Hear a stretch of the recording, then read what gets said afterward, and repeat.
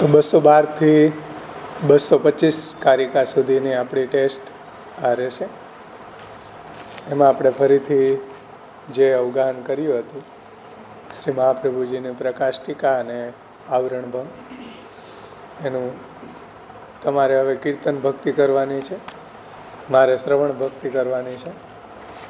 તો પ્રશ્નોત્તરીથી ફરી આપણે એનું અવગાહન કરી લે. એમાં પ્રથમ પ્રશ્ન આપણો એ છે, અત્યારે કલિકાલમાં સર્વ જીવોને શા માટે ધર્મ સિદ્ધ થતો નથી?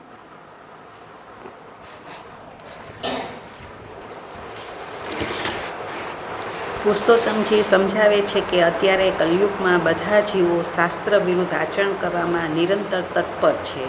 તેઓ વેદાધ્યયન ઇત્યાદિ ક્રિયાઓ કરતા નથી, એટલે તેઓ વેદનું અધ્યયન તથા નિત્ય કર્મ પણ કરતા નથી. વેદાધ્યયન કરવા માટે જે શુદ્ધિ જોઈએ, જે સ્નાન, વ્રત, પ્રાયશ્ચિત વગેરે, આ શુદ્ધિ પણ કોઈ રાખતું નથી. તેમજ તેઓ આચારથી વિમુખ છે. વળી વૈદિક માર્ગે કરવાના આચારોમાંથી જે કોઈ આચાર તેઓ પાળે છે તે આચાર પણ વિધિ રહિત જ પાળે છે. એટલે આપણને એવું લાગે છે કે આપણને શાસ્ત્રોક્ત મૈન મરજાદ પાળીએ છીએ, પરંતુ મહાપ્રભુજી એમ કહે છે કે જે પાળે છે તે વિધિહીન પાળે છે, મનગઢત રીતે પાળે છે. શાસ્ત્રમાં જે આચાર સમજાવ્યા છે તે આચારનું પાલન અત્યારે કોઈ કરતું જ નથી, અને એ આચાર કરવા જાય તો તેનું પાલન અત્યારે કોઈ કરી શકે એમ પણ નથી. કારણ કે ધર્મ કરવો હોય તો ધર્મના 6 અંગો છે તે શુદ્ધ હોવા જોઈએ, જેમ કે દેશ, કાળ, દ્રવ્ય, કર્તા, કર્મ, મંત્ર. આ 6 અંગો અત્યારે ફોલોપ્સ થઈ ગયા છે, માટે ધર્મ સિદ્ધ થતો નથી. તો પછી આચાર વગેરેની વાત તો દૂર જ રહી, કારણ કે આચાર છે તે ધર્મમાં 0.0 અંગ છે. તેથી જે આચાર પાળે છે તે વિધિ રહિત જ પાળે છે. વિધિ રહિત આચાર પાળવાના કારણે તેમના મનમાં વિક્ષેપ પામ્યા છે, તે સર્વે ભ્રાંત છે. કલયુગમાં ત્રૈવર્ણિકો પણ વ્રાત્યપાય થઈ ગયા છે. ત્રૈવર્ણિકો એટલે કે બ્રાહ્મણ, ક્ષત્રિય અને વૈશ્ય, તેઓ પણ વ્રાત્યપાય થઈ ગયા છે. વ્રાત્યપાય એટલે કે ગર્ભધારણથી લઈને લગ્ન સુધીના જે 16 સંસ્કાર શાસ્ત્ર પ્રમાણે થવા જોઈએ એ થતા નથી, એટલે તેઓ દુષ્ટ બની ગયા છે.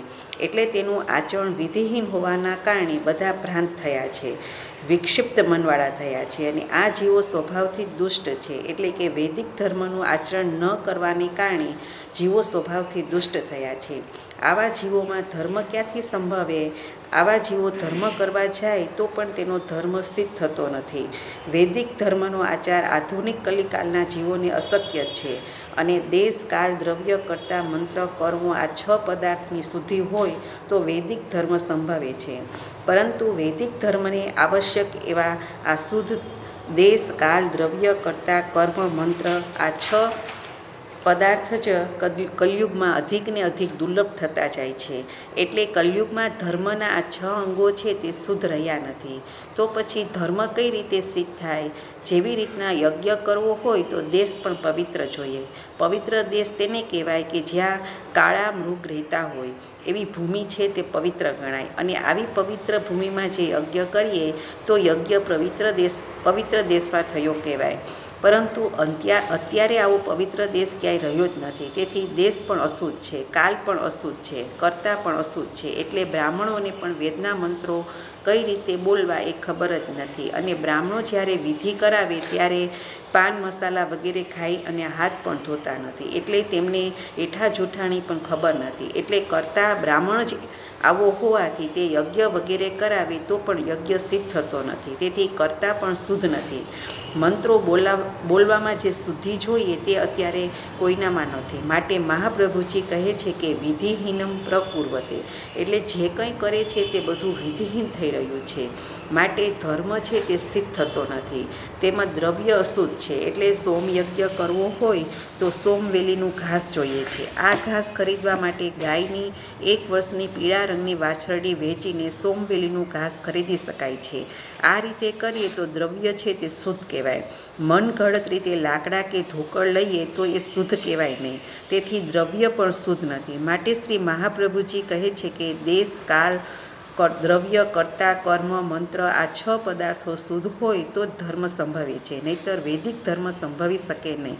અહીં વૈદિક ધર્મની વાત છે, સેવાની વાત નથી. એટલે વૈદિક ધર્મનું આચરણ કરવા માટે, યજ્ઞ યાગાદિ કરવા માટે, વેદાધ્યયન કરવા માટે, યજ્ઞોપવિત કરવા માટે, 16 સંસ્કાર કરવા માટે કાંઈ શુદ્ધ રહ્યું નથી.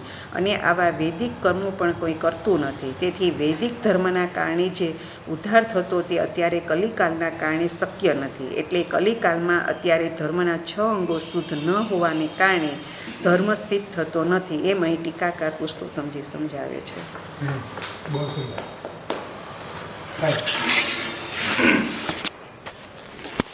એકદમ સુંદર, અભિનંદન. બીજો ક્વેરી છે, વૈદિક ધર્મ સાંપ્રત કાલમાં બલિષ્ઠ નથી, શા માટે? આવરણ ભંગ તે સમજાવ. આમાં સામે રાખજો, તમારું સેટિંગ તમારે સામે દેખાડી. ટીકાકાર સમજાવે છે કે આચાર પ્રભવો ધર્મ એટલે ધર્મ આચારથી ઉદ્ભવે છે, તેમજ શૌચાચાર વિહીના નામ સમસ્તા નિષ્ફલા ક્રિયા એટલે શૌચાચારથી જેઓ રહિત છે તેમની સમસ્ત ક્રિયા નિષ્ફળ છે.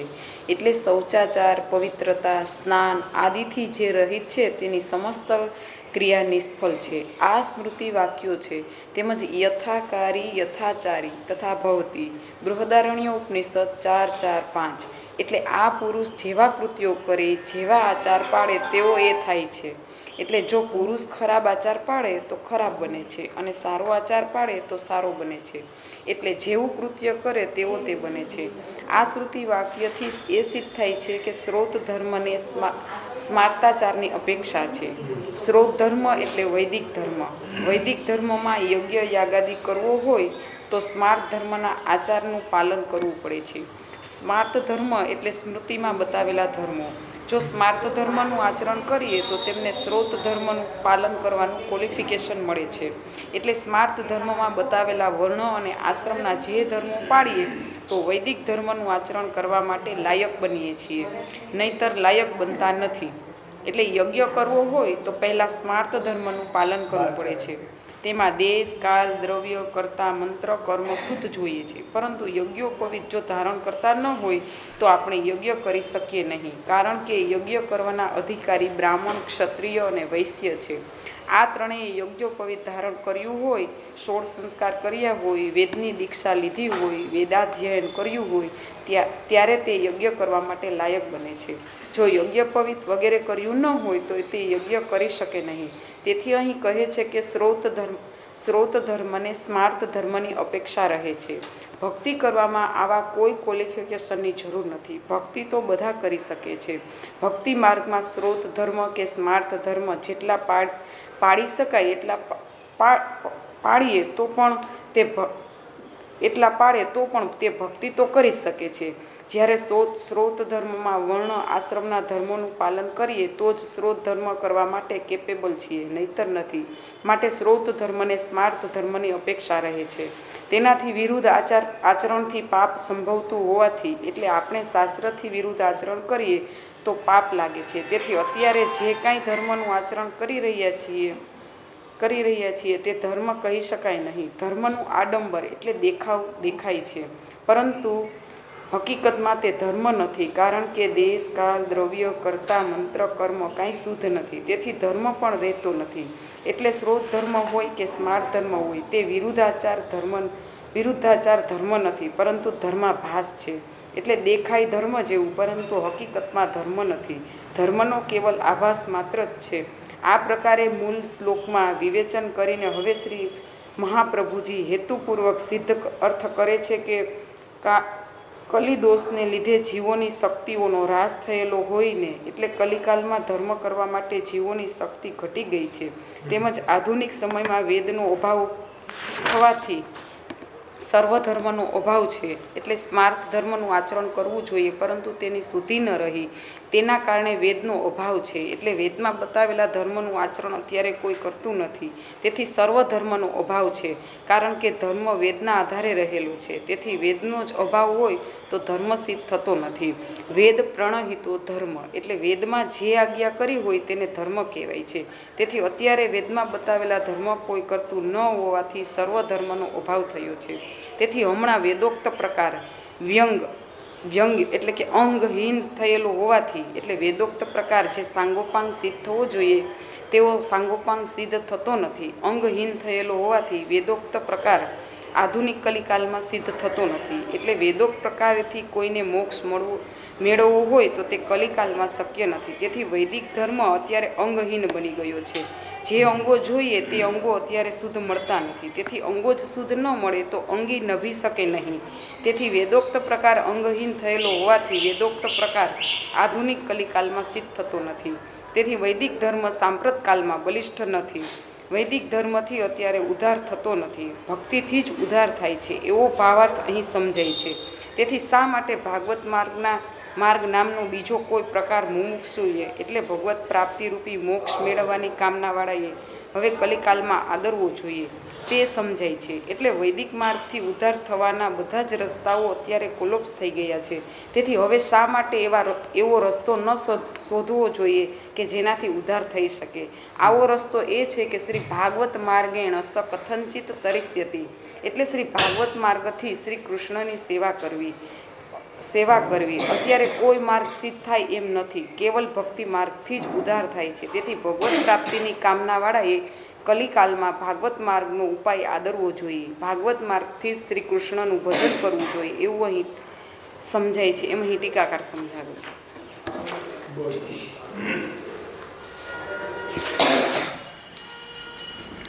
ત્રીજો ક્વેરી છે, કલિયુગમાં એ છે ને, કલિયુગમાં કયા માર્ગથી ઉદ્ધાર થાય છે, કઈ રીતે?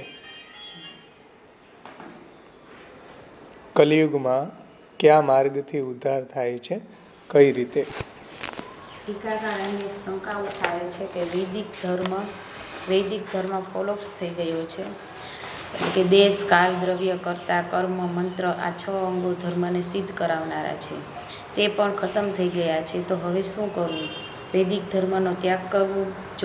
જો એમ થાય તો સર્વથા જ પાખંડપણું સંભવે. એટલે કે વૈદિક ધર્મનો કોઈ ત્યાગ કરે તો એ પાખંડી બની જાય. આ વાત શ્રી મહાપ્રભુજીએ સર્વ નિર્ણયની 224મી કારિકામાં કહી છે કે વેદ માર્ગ વિરોધેન એસામ કારણમ અપી તેહિ કરણમ અપી તેહિ પાષંડિતો જ્ઞેયા શાસ્ત્રાર્થત્વેન વેષિણ. એટલે જે લોકો વેદની સામે સ્વલ્પ પણ વિરોધ કરે, એટલે જે વેદથી વિરુદ્ધ વાત કરે તેને પાખંડી જાણવું. અર્થાત તેઓ શાસ્ત્રાર્થ કરવાના આડંબર કરીને અલૌકિક વેશ ધારણ કરીને વ્યામો કરવા સ્થિતિ કરે છે એમ સમજવું. આ જ વાત શ્રી પુરુષોત્તમજી કહે છે કે વૈદિક ધર્મ નાશ થયો, ધર્મના 6 અંગો નાશ થયા. વૈદિક ધર્મ પાળવા માટે જે શુદ્ધિ જોઈએ એ પણ રહી નથી. તો હવે શું કરવું? વૈદિક ધર્મનો ત્યાગ કરવો. જો વૈદિક ધર્મનું કોઈ આચરણ ન કરે તો એ પાખંડી બની જાય છે. તો પછી હવે શું કરવું?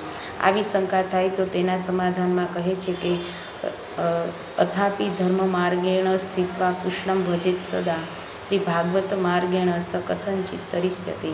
એટલે ધર્મ માર્ગમાં સ્થિત થઈને, એટલે ધર્મનું જેટલું પાલન થઈ શકે તેટલું પાલન કરીને જીવે નિરંતર ભગવાન શ્રી કૃષ્ણનું ભજન કરવું, તો એ જીવ શ્રી ભગવત માર્ગે યથા કથંચિત તરી જશે. મતલબ કે જે ધર્મ માર્ગમાં સ્થિત રહીને શ્રી કૃષ્ણનું ભજન કરશે તો એ ભક્તિ માર્ગથી કે ભાગવતજીમાં કહેલા માર્ગથી તરી જશે. એટલે ભાગવતના 10મ સ્કંદમાં વ્રજભક્તો એ જે રીતે ભગવાનની સેવા કરી એ જ રીતે ભગવાન માર્ગથી શ્રી કૃષ્ણની સેવા કરે તો તે જીવ તરી જશે. પરંતુ ભક્તિ માર્ગમાં આવી જે માયાવાદનું અનુકરણ કરે અને પાખંડ કરશે તો એ તરશે નહીં. માયાવાદી પાખંડ મંતનો સ્વીકાર ન કરતા દ્વિજે એટલે કે બ્રાહ્મણે, ક્ષત્રિય, વૈશ્ય નિજ વર્ણાશ્રમ પ્રાપ્ત અગ્નિહોત્રાદિક ધર્મનું યથાશક્તિ આચરણ ભક્તિ માર્ગના અંગ તરીકે કરવું. નીચ વર્ણાશ્રમ એટલે બ્રાહ્મણનો જે ધર્મ છે તે બ્રાહ્મણે, ક્ષત્રિયનો જે ધર્મ છે તે ક્ષત્રિયે અને વૈશ્યનો જે ધર્મ છે તે વૈશ્યએ શાસ્ત્રમાં બતાવ્યા મુજબ ધર્મનું પાલન કરવું. તેમજ અગ્નિહોત્ર, દસમ પૂર્ણમાસ, ચાતુર્માસ, પશુ અને સોમ આ 5 યજ્ઞો જે વેદમાં અગ્નિહોત્રાદિક બતાવ્યા છે તે ધર્મનું યથાશક્તિ પાલન કરવું અને તે પણ ભક્તિ માર્ગના અંગ તરીકે કરવું. એટલે અગ્નિહોત્રાદિક વગેરેનું આચરણ મુખ્યતયા ન કરવું, ભક્તિ માર્ગના અંગ તરીકે કરવું. મુખ્ય તો ભક્તિ જ કરવી, અનુસરમાં યજ્ઞો વગેરે કરવા. જે વાત શ્રી મહાપ્રભુજીએ પુષ્ટિ પ્રવાહ મર્યાદા ભેદ ગ્રંથમાં કહે છે કે લૌકિકત્વમ વૈદિકત્વમ કાપટ્યાત તેસુ નાન્યથા વૈષ્ણવત્વમ હિ સહજમ તતો અન્યત્ર વિપર્યય. એટલે લૌકિક અને વૈદિક કાર્યો છે તે કપટપૂર્વક કરવા, પરંતુ વૈષ્ણવતા સહજ હોવી જોઈએ. અત્યારે તો લૌકિક કાર્યો સહજ થઈ ગયા છે અને વૈદિક કાર્યો છે તે કોઈ કરતું નથી અને વૈષ્ણવતા પણ રહી નથી. તેથી અહીં કહે છે કે અગ્નિહોત્રાદિક વગેરે ભક્તિ માર્ગના અંગ તરીકે કરવા, મુખ્યતયા ન કરવા. મુખ્ય તો ભક્તિ જ કરવી. અગ્નિહોત્રાદિક અહીં ઉપલક્ષણ વિધિથી કહ્યું છે, પરંતુ સ્ત્રોત અને સ્માર્ત જે પણ ધર્મો છે તેનું પાલન પણ યથાશક્તિ કરવું, કારણ કે બધાની શક્તિ એક સરખી હોતી નથી અને તે પણ ભક્તિ માર્ગના અંગ તરીકે કરવું. અને તે સાથે સદા ભગવાન શ્રી કૃષ્ણનું ભજન કરતો કરતો તે દ્વિજ ભગવાનને કહેલા ભગવત માર્ગમાં સ્થિત થાય તે જ યુક્ત છે. એટલે યથાશક્તિ શાસ્ત્રીય ધર્મોનું આચરણ કરતાં કરતાં જે ભગવાનની સેવા કથા કરે, ભગવાનનો આશ્રય કરે, ભગવાનની જ શરણાગતિ કરે તો તેને ભગવત માર્ગમાં ભગવત પ્રાપ્તિ થઈ જશે એ યુક્ત જ છે. તેમ કર્યાથી વેદનો મુખ્ય ધર્મ આચરણ કરેલો ન હોવાથી તે મનુષ્યને ધર્મનું ફલ પ્રાપ્ત થશે નહીં. એટલે જે વૈદિક ધર્મનું આચરણ કરતા નથી તેને વૈદિક ધર્મનું ફલ પ્રાપ્ત થશે નહીં, પરંતુ તેને ભગવત ભજન કરેલું હોવાથી તેનો નરકપાત પણ થશે નહીં. એટલે ભગવાનનું ભજન કરવાવાળાને નરક યાતના આવતી નથી, પરંતુ શ્રી ભાગવત માર્ગે જેમ તેમ કરીને જન્માંતરે પણ તે તરી જશે. એટલે ભક્તિ માર્ગમાં જે શ્રી કૃષ્ણનું ભજન કરશે તે જેમ તેમ કરીને તરી જશે. અહીં જેમ તેમ કરીને તરી જશે એમ શા માટે કહ્યું? તો કહે છે કે વેદ નિંદા અને અધર્મનું આચરણ કરશે તો તે તરશે નહીં, પરંતુ તે વેદ નિંદા અને અધર્મ નહીં કરે તો તે તરી જશે. તેથી કહે છે કે કલયુગમાં ભક્તિ માર્ગ એટલે કે ભગવત માર્ગથી જ ઉદ્ધાર થશે, વૈદિક વગેરે માર્ગથી ઉદ્ધાર થશે નહીં, કારણ કે અત્યારે વૈદિક માર્ગનું પાલન કોઈ કરતું જ નથી. એમ અહીં ટીકાકાર સમજાવે છે.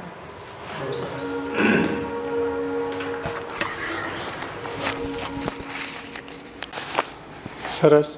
ત્યાર પછીનો ચોથો પ્રશ્ન છે, ભાગવત માર્ગથી કયા પ્રકારના ફલની પ્રાપ્તિ થાય છે? ભાગવત માર્ગથી કયા ફલની પ્રાપ્તિ થાય છે? ટીકાકાર સમજાવે છે કે એકાદશ સ્કંધમાં ભગવાને જે ધર્મ બળે ભગવદ્ ભજનનો પ્રકાર કહ્યો તે હમણાં અશક્ય હોવાથી યથાશક્તિ તદનુકલ્પરૂપ જે વૈદિક ધર્મ કહ્યો છે તે આધુનિક સમયના જીવોથી અર્થાત પાડી શકાય એમ નથી. તેથી તેને અનુસરે એવો તદનુકલ્પરૂપ તદછાયારૂપ એટલે કે તેના જેવો જ તદ અવિરોધી વૈદિક ધર્મ યથાશક્તિ પાળવો. આપણો પૃષ્ટિ ભક્તિ માર્ગ છે તે વેદ અવિરોધી માર્ગ છે, અવિહિત માર્ગ છે. ભક્તિ માર્ગ છે એ કોઈ વેદને આધીન માર્ગ નથી અને વેદની નિંદા પણ નથી કરતો. ધર્માચરણ કરવું એવો પક્ષ આદરીને શ્રી ભગવાને કહેલો પ્રકાર કર્તવ્ય છે એવો ઉપદેશ હવે પોતે કરે છે. માયાવાદી મત જગ મિથ્યાત્મવાદી કહીને ભગવાનના સર્વ મહાત્મ્યનો નાશ કરે છે. માયાવાદ છે તે શ્રુતિ સ્મૃતિમાંથી વિરુદ્ધ છે તથા પ્રતારણા છેતરામનું શાસ્ત્ર છે અને તેથી ભગવત ભક્તોએ તેથી ઉપેક્ષા કરવી જોઈએ. એમ પ્રથમ શાસ્ત્રાર્થ પ્રકરણ કારિકા 80-86માં મહાપ્રભુજીએ સમજાવ્યું છે કે એવમ પ્રતારણા શાસ્ત્રમ સર્વ મહાત્મયમ નાશકમ ઉપેક્ષે ભાગવત ભક્તે શ્રુતિ સ્મૃતિ વિરુદ્ધ હતો. ભગવત ભક્તિ તો એ આવા પ્રકારના શાસ્ત્રોની ઉપેક્ષા કરવી જોઈએ, કેમ કે એ શ્રુતિ અને સ્મૃતિથી વિરોધી છે. કલો તદમ આદરો મુખ્ય કલયુગમાં આવા શાસ્ત્રોની બોલબાલા થશે, પરંતુ ફલમ વૈમુખ્ય તસ્મત આવા શાસ્ત્રોનું આચરણ કરવાથી વિમુખ થઈ જશો, એટલે આવા શાસ્ત્રોનો ત્યાગ કરવો જોઈએ, એવું શ્રી મહાપ્રભુજીએ શાસ્ત્રાર્થ પ્રકરણમાં સમજાવ્યું છે. શાસ્ત્રાર્થ પ્રકરણો કારિકા 80-86માં શ્રી મદાચાર્ય ચરણે એ મતની પાખંડરૂપતાનું ઉત્પાદન કર્યું છે કે આ મત શાસ્ત્રથી વિરુદ્ધ છે, પાખંડ છે. આગળ પણ તેનું કથન કરશે. તેથી એ મતનો સ્વીકાર કર્યા વિના, એટલે કે શ્રી ભાગવત માર્ગેણ સ્વ કથનચિત તરિષ્યતિ, આવા મતનો સ્વીકાર નહીં કરે તો તરી જશે, નહીંતર પાછો જન્માંતર થશે. તેથી એ મતનો સ્વીકાર કર્યા વિના દ્વિજો, એટલે કે બ્રાહ્મણ, ક્ષત્રિય, વૈશ્ય, સ્વવર્ણાશ્રમ પ્રાપ્ત અગ્નિહોત્રાદિકનું ધર્મનું પાલન પોતપોતાની શક્તિ પ્રમાણે, એટલે કે આપણી પાસે જે લબ્ધ ઉપચાર છે, આપણી જેટલી સામર્થ્ય છે એ પ્રમાણે ભક્તિ માર્ગના અંગત્વે કરવું અને મુખ્યત્વે ભગવાન માર્ગમાં સ્થિતિ કરીને ભગવાન શ્રી કૃષ્ણની નિરંતર સેવા કરવી. આપણાથી જેટલી બી સહજતયા સુધી પાડી શકાય તેટલી પાડવી જોઈએ. યંગ એજમાં આપણે જેટલી આચાર પાડી શકીએ તેટલો આચાર વૃદ્ધાવસ્થામાં ન પાડી શકીએ. એક દંડાથી બધાને ન ચલાવી શકાય. બધાને એક સરખો આચાર લાગુ પડતો નથી. બ્રાહ્મણનો આચાર અલગ છે, ક્ષત્રિયનો આચાર અલગ છે, વૈશ્યનો અલગ છે, શૂદ્રનો અલગ છે. બધાના શાસ્ત્રના એંગલથી અલગ છે. જેમ બ્રાહ્મણ છે તે આચારનો ધર્મ પાડે, તે ક્ષત્રિય પાડે તો તેના માટે તે પરધર્મ કહેવાય. શાસ્ત્રીય કર્મો છે, શાસ્ત્રીય આચારો છે એ બધાના અલગ છે અને સામાન્ય ધર્મો છે તે બધાના માટે સરખા છે. બ્રાહ્મણ હોય, ક્ષત્રિય હોય, વૈશ્ય હોય કે ક્ષુદ્ર હોય, પંચમ વર્ણ હોય, એ ભગવદ સેવા કરતો હોય તો સામાન્ય ધર્મ તેને પણ લાગુ પડે. જેમ ચોરી ન કરવી, પાપાચરણ ન કરવું, અનીતિ ન કરવી, બીજાના હકનું ન લેવું, આ બધા ધર્મો તો બધાને સરખા લાગુ પડે. 84 વૈષ્ણવમાં પ્રસંગ છે કે જેમ કાનબાઈ છે એના ઠાકોરજી એકને એક પાતળ ઉપર વારંવાર આરોગે, તો કોઈએ ગુસાઈજીને ફરિયાદ કરી કે કાનબાઈ એકને એક પાતળમાં વારંવાર ધરે. કાનબાઈને ગુસાઈજીએ બોલાવી કે તમે એકને એક પાતળ ઉપર વારંવાર કેમ ધરો? તો ગુસાઈજીને કાનબાઈએ કહ્યું કે તમારો છોકરો એકને એક પાતળ ઉપર ભોજન કરી લે, પછી પાછો એ પાતળ ઉપર બેસી ન શકે, પાછો વળી પાતળ ઉપર ભોજન કરે, પરંતુ અમારા છોકરા રમવા જઈને ભોજન કરતા જાય, પાછા રમવા જઈને એ જ પાતળ પર પાછા ભોજન કરે, અમારા છોકરાને કોઈ પ્રોબ્લેમ નથી. ત્યારે ગુસાઈજીએ કહ્યું બ્રાહ્મણોના રૂલ્સ, આ બ્રાહ્મણોના રૂલ્સ છે, કાનબાઈના રૂલ્સ નથી, એટલે બધાને સરખા આચાર લાગુ ન પડે. એટલે પોતાની શક્તિ પ્રમાણે ભક્તિ માર્ગના અનુરૂપ ધર્મનું આચરણ કરવું, ભગવાનની સેવા કરવી તે આત્મધર્મ છે. વર્ણાશ્રમ, પવિત્રતા વગેરે દેહ ધર્મો છે. તે દેહ ધર્મ કરતાં આત્મધર્મ બલવાન છે. એટલે વૈદિક ધર્મ છે તે અનુસરમાં કરવા, સેવા વખતે એ ધર્મો સ્કીપ કરી દેવા. જેમ મહાપ્રભુજી છે તે પણ વૈદિક ધર્મો, સંધ્યા વંદન વગેરે સેવાના અનુસરમાં કરતા અને પરોપકાર ધર્મોની શાસ્ત્રોમાં બહુ મહત્વ બતાવી છે. પણ પરોપકાર આદિ ધર્મો પણ સેવા વખતે ન કરવા જોઈએ, અનુસરમાં કરવા જોઈએ. જેમ ગુસાઈજીએ રસ્તામાં જતા હતા તો કુંજરીને જલ પાયું, રસ્તામાં જઈ રહ્યા છે અને જલ છે તો પાવું જોઈએ, પરંતુ અનુસરમાં કરવા જોઈએ. ભગવત સેવા વખતે વૈદિક ધર્મો કે લૌકિક ધર્મોને પ્રાયોરિટી ન આપવી જોઈએ. લૌકિક ધર્મ કરતાં સ્માર્ત ધર્મ શ્રેષ્ઠ છે, સ્માર્ત ધર્મ કરતાં સ્ત્રોત ધર્મ શ્રેષ્ઠ છે અને સ્ત્રોત ધર્મ કરતાં ભગવત ધર્મ શ્રેષ્ઠ છે. આ રીતના વિવેક સમજવો જોઈએ. હવે ભાગવતજીના શ્લોકથી સમજાવે છે કે અધ્યનિશો ધારયિતું મનોબ્રહ્મણી નિશ્ચલમ મહી સર્વાણી કર્માણી નિરપેક્ષ સમાચારો. શ્રીમદ ભાગવત 11:11-22માં ભગવાન કહે છે કે હે ઉદ્ધવ, જો તું બ્રહ્મને વિશે મનને નિશ્ચલ ધારણા કરવા અશક્ત હોય તો નિરપેક્ષ થઈને તું સર્વે કર્મોને મારે વિશે સમર્પિત કર. શ્રદ્ધાળુ થઈને મારા લોકને પાવન કરનારી કલ્યાણી કથાનું વારંવાર શ્રવણ કરતો, ગાન કરતો તથા મારા લીલા ચરિત્રનું અનુસરણ કરતો તથા મારા જન્મનો અભિનય કરતો, એમ મારે અર્થે ધર્મ, કામ તથા અર્થને આચરતો મારે શરણે રહેલો જીવ, હે ઉદ્ધવજી, સનાતન એવા મારા વિશે નિશ્ચલ ભક્તિ પ્રાપ્ત થાય છે. આ ભગવદ આજ્ઞા પ્રમાણે જેવી ભગવાનને આશ્રયે રહી નિરપેક્ષ થઈ સર્વ કર્મો ભગવાનને સમર્પિત કરવા, શ્રદ્ધાપૂર્વક ભગવદ કથા શ્રવણ કરવી, ભગવદ ગુણ ગાન કરવા તથા ભગવદ લીલાનું સ્મરણ કરવું, એ પ્રમાણે જે ભગવાન માર્ગમાં ભગવદ અર્થે જ ધર્મનું, અર્થનું તથા કામાદિનું આચરણ થાય છે તે ભગવાન માર્ગે જીવે શ્રી ભગવાનનું સદા અવિચ્છનીય હંમેશા ભજન કરવું.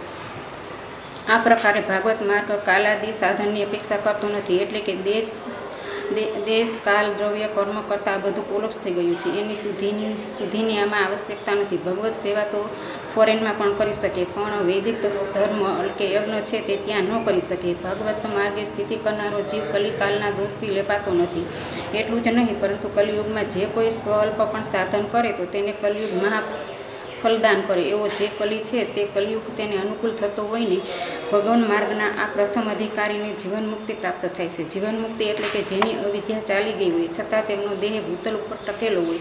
જેમ સનતકુમારો હતા, તેમને અવિદ્યા લાગી જ ન હતી, નિત્ય મુક્ત હતા. એમ શ્રી શ્રીમદ ભાગવતના 3:25-39-40 શ્લોકમાં ભગવાન શ્રી કપિલદેવજી દેવહૂતિને બોધ કરે છે. પછી ભાગવત પુરાણ 3:25-37 શ્લોકથી પુરુષોત્તમજી સમજાવે છે કે વિસૃજ્ય સર્વાનો જ્ઞાંચ મામેવમ વિશ્વતો મુખમ જનત્યન્યથા ભક્ત્યા તાન મૃત્યો રતિ પારયે ઇમમ લોકમ તથેવા મુખ આત્માનમ ઉભયાયમ ઇનમ આત્મનમ અન્વયે ચેહયે રાય પશુઓ ગૃહા. જેઓ પૂર્વોક્ત અધિકાર રહિત છે, પૂર્વોક્ત અધિકાર એટલે કે બ્રાહ્મણ, ક્ષત્રિય, વૈશ્ય, ત્રિવર્ણિકો જે છે તેવો અધિકાર જેનામાં નથી, તે આવા જીવન મુક્તિ કે વૈદિક ધર્મોનું આચરણ કરવાનો જેનો અધિકાર નથી, તે તાદશ શરીરાદિ રહિત છે. અને જેઓ કેવલ પુણ્ય પરિપાક્વ વસાત આ પ્રકારની દશાને પ્રાપ્ત થઈને વક્ષ્યમાણ પ્રકારે ભગવાનને ઉપાસે છે, તેમને ભક્તિ ન હોવાથી હું તેમને મૃત્યુને પેલે પાર લઈ જાઉં છું. સાંખ્ય સિદ્ધાંત તત્વથી અત્ર પરિત્યાગ મુખ્ય છે. ભગવાન કહે છે કે જેઓ આ લોકને તથા પરલોકને ત્યજે છે તથા ઉભય લોકકામી આત્માને દેહાધી ચતુર્થવિધ જેઓ ત્યજે છે તથા જેઓ આ લોકમાં દેહાદિકને અનુસરનારા પુત્રાદિને તથા ગૃહ પરિચ્છેદાદિને ધનને તથા પશુઓને તથા અન્ય સર્વને પ્રતિષ્ઠાદી ધર્મોને તથા અભિમાનાદિને ત્યજે છે અને આમ સર્વનો પરિત્યાગ કરીને જેઓ વિશ્વતોમુખ એવા મને એટલે કે ભગવાનને અનન્ય ભક્તિથી ભજે છે, તેમને હું મૃત્યુમાંથી પેલે પાર લઈ જાઉં છું. અર્થાત તેમને જીવન મુક્તિ એટલે કે જે છે જેમને જીવન મુક્તિ છે, મૃત્યુગ્રસ્ત દેહ સંબંધ હોતો નથી, તેમને મુક્તિ નથી, તેમ મૃત્યુ પણ નથી, પરંતુ શંકાદિવત તેઓ સ્થિતિ કરે છે. સનતકુમારો જે છે તેને અવિદ્યા પણ નથી લાગી અને એનો મોક્ષ પણ નથી થયો, તો તેની જીવન મુક્તિની વચ્ચેની કથા છે. આ કનિષ્ઠ અધિકારી છે, કનિષ્ઠ અધિકારીને પ્રાપ્ત થાય છે. આ બંને ભાગવતના શ્લોકથી એમ સમજાવ્યું કે જેનો અધિકાર વૈદિક ધર્મમાં આચરણ કરવામાં છે એવા અને જેનો અધિકાર વૈદિક ધર્મમાં આચરણ કરવામાં નથી એવા કનિષ્ઠ અધિકારીઓ છે, એઓને જીવન મુક્તિની અવસ્થાઓ પ્રાપ્ત થાય જ છે. હવે મધ્યમ અધિકારીની વાત કરે છે. આવે જ છે ને કે બરોબર જ છે. આથી પણ અધિક અધિકારી હોય તો ત્યાં જે એટલે કે ભાગવત પુરાણ 3:25-37 શ્લોકમાં વૈકુંઠ ભોગ પ્રાપ્ત થાય છે. વૈકુંઠમાં ભોગ પ્રાપ્ત કરવો એટલે કે સેવા ઉપયોગી દેહો વૈકુંઠ આદિશું એવું ફળ ભગવાને કહ્યું છે. શ્રી મદાચાર્ય ચરણે સેવા ફળ વિવરણ નામના ગ્રંથમાં વૈકુંઠ આદિમાં ભગવત સેવામાં ઉપયોગી દેહની પ્રાપ્તિ થાય એમ જે ફળ વર્ણવ્યું છે તેમાં જ આ ફળ પર્યવસાત પામે છે એમ જાણવું સુબોધની જેમાં સમજાવ્યું છે. અહીં એટલું સમજવાનું છે કે અથાપી ધર્મ માર્ગેણ સ્થિત કૃષ્ણમ ભજેદ સદા શ્રી ભાગવત માર્ગેણ કથનચિત કરી શકે. અત્યારે જો કોઈ ધર્મ માર્ગમાં સ્થિત રહીને ભાગવત માર્ગ પ્રમાણે કૃષ્ણનું ભજન કરે તો તે કોઈ પણ રીતે તરી જાય છે. આ રીતે સમજાવ્યું છે. પછી આ સુમોદેહીમાં કોઈ લખ્યું હોય તો સમજાવી દે. બહુ સુંદર. હવે તમને આવડી ગયું એક્સપ્લેન કરતા.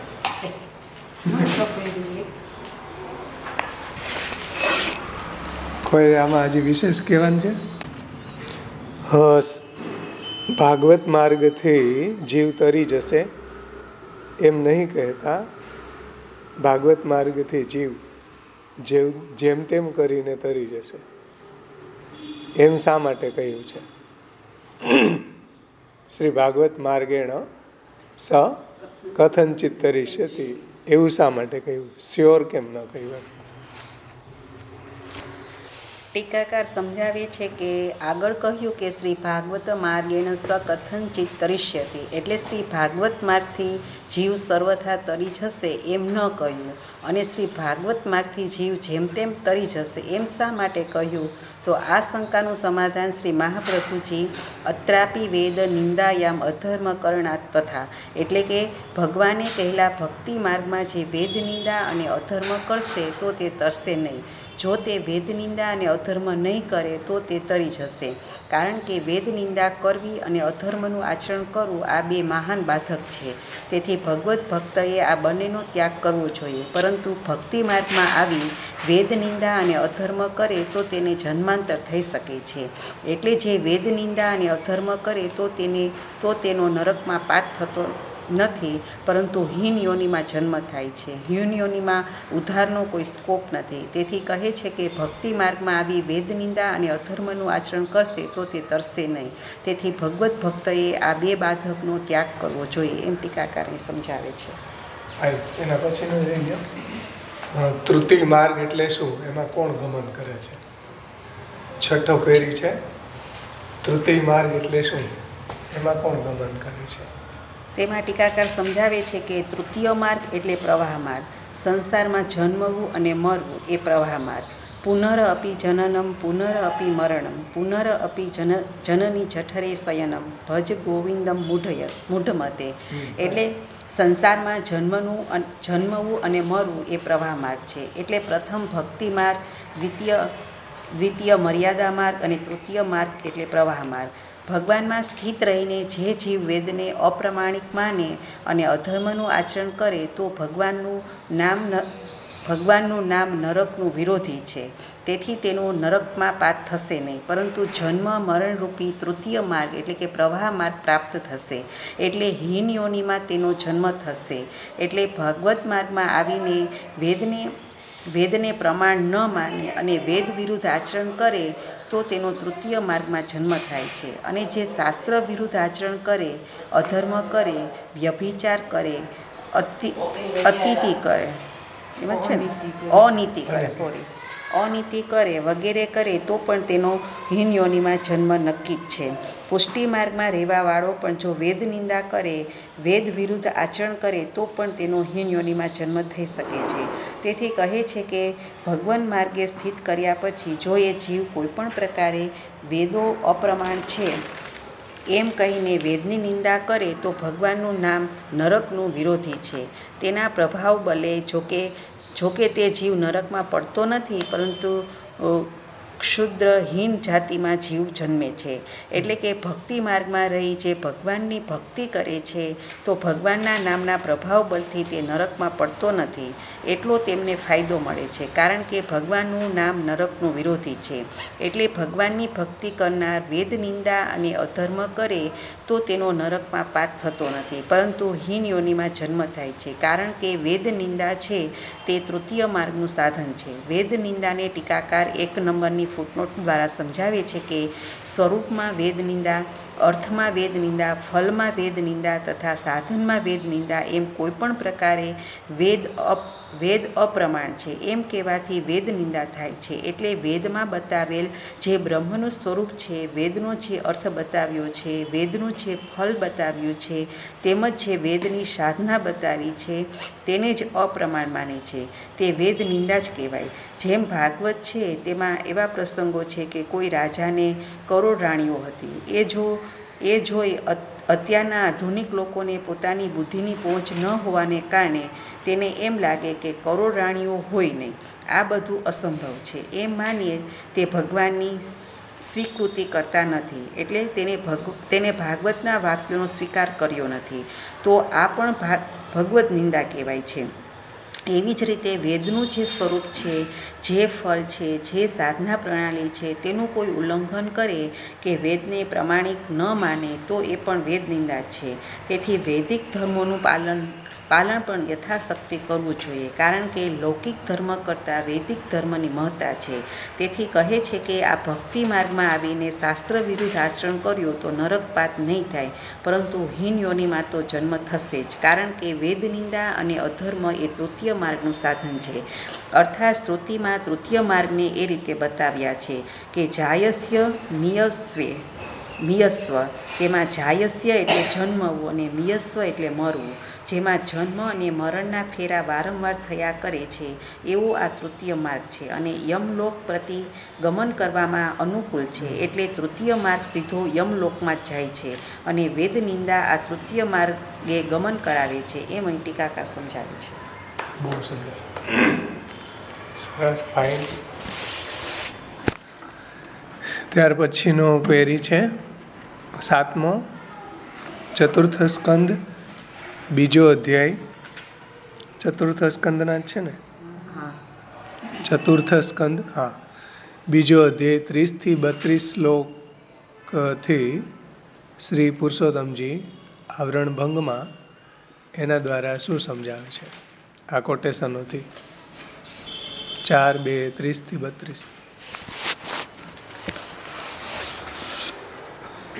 ટીકાકાર સમજાવે છે કે વેદ નિંદાથી નરક પ્રાપ્ત થાય છે એમ ભાગવત પુરાણ 4:32-32 શ્લોકમાં કહ્યું છે. 30મો શ્લોક બ્રહ્મચ બ્રાહ્મણામ ચૈવ યદ યુથમ પરિનિંદયા સેતુમ વિધારણમ પુસામતઃ પાખંડા મિશ્રિતા એષ એવ હિ લોકાનામ શિવ પંથા સનાતનઃ એ પૂર્વે સંતસ્યુ યત પ્રમાણમ જનાર્દનઃ તદ બ્રહ્મ પરમ શુદ્ધમ સંતાવત્મ સનાતનમ વિગર્યત પાષંડમ દેવ. એટલે બ્રહ્મ એટલે વેદની તથા બ્રાહ્મણોની નિંદા કરનારા, સનાતન વેદશાસ્ત્રનો વિરોધ કરનારા લોકો પાખંડનો આશ્રય કરી નરકને પ્રાપ્ત થાય છે એમ ભૃગુએ આપેલા શાપથી સિદ્ધ થાય છે. હવે ભૃગુએ કઈ રીતે નંદીશ્વરને શાપ આપ્યો તેને ટીકાકાર સમજાવે છે કે જે વેદની નિંદા કરે તથા વેદાર્થભૂત ભગવાનની નિંદા કરે તો તેને નરકમાં ફલ પ્રાપ્ત થાય છે. એ ઉચિત જ છે. શિવજીનો વાહન નંદીશ્વરે જ્યારે વેદમાર્ગની નિંદા કરી ત્યારે સનાતન વેદમાર્ગનિષ્ઠ ભૃગુ ઋષિએ તે વ્રતધારી શિવ દીક્ષામાં સ્થિત થયેલાઓને દુરત્યય બ્રહ્મદંડ શાપ આપ્યો કે તમે સત્શાસ્ત્રના એટલે વૈદિક શાસ્ત્રના વિરોધી થઈને બ્રહ્મ એટલે વેદની તથા બ્રાહ્મણોની નિંદા કરો છો કે જે બ્રહ્મ પુરુષોનો સેતુ છે. એટલે વેદ છે તે બ્રહ્મ પુરુષોને તરવા માટેનું સાધન છે, ઉદ્ધારક છે. તેથી તમે પાષંડનો આશ્રય કર્યો છે. એટલે શિવજીના બધા ગણો છે તે વેદનું ઉલ્લંઘન કરે છે કે સ્મશાનમાં રહેવું, માણસની ખોપડીમાં ખાવું, સ્મશાનની રાખ શરીરે લગાવવી વગેરે વેદ વિરોધી છે. એટલે શિવજીએ 7 સંપ્રદાયો પ્રગટ કર્યા તે વેદ વિરોધી છે એમ 30મા શ્લોકથી કહે છે. તેમજ આ સનાતન વૈદિક માર્ગમાં જ લોકોનો શિવ એટલે કે કલ્યાણ માર્ગ છે કે જે માર્ગે પૂર્વના ઋષિઓએ પરંપરાથી સ્થિતિ કરી છે અને જેનું પ્રમાણ ભગવાન જનાર્દન છે. અર્થાત જીવોની મૂળ અવિદ્યાનું મર્દન કરનારા ભગવાન આ માર્ગનું પ્રમાણ છે. એટલે વેદ માર્ગમાં ભગવાન જ પ્રમાણ છે એમ 31 શ્લોકથી કહ્યું છે. તેમજ તે પરમ શુદ્ધ બ્રહ્મ વેદ કે જે વેદ સાધુઓનો સનાતન માર્ગ છે તેની તમે નિંદા કરી છે. તેથી તમે પાખંડને નરકને પ્રાપ્ત થાઓ કે જ્યાં ભૂતપતિ તમારો દેવ થશે. એટલે શિવજીના જે અનુયાયીઓ છે, જે સાધુઓ છે તે વેદ વિરુદ્ધ આચરણ કરનારા હોવાથી તેને નરક પ્રાપ્ત થાય છે. આ ભાગવતના શ્લોકોથી એ સિદ્ધ થાય છે કે જે વેદની નિંદા કરનારા છે તેને પણ અધોગતિ થાય છે. આ રીતે ભૃગુ ઋષિએ નંદીશ્વરને શાપ આપ્યો છે કે તમે વેદ વિરુદ્ધ ચાલો છો અને પાખંડ માર્ગને અનુસરો છો, તેથી તમે નરકના ગામી થશો, એવું આ ભાગવતના શ્લોકથી સમજાય છે.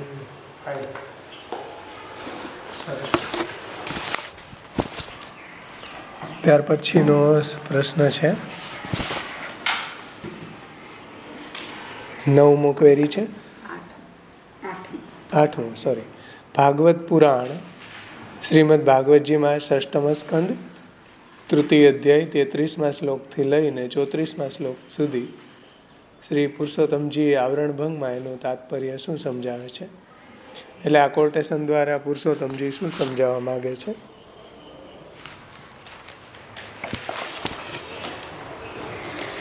ટીકાકાર આ ભાગવતજીના કોટેશન દ્વારા ભાગવતજીના 6મ સ્કંદના 3જા અધ્યાયથી 33થી 34 શ્લોક દ્વારા એ સમજાવે છે કે શ્રી ભાગવતના 6મ સ્કંદમાં અજામિલ ઉપાખ્યાન આવે છે.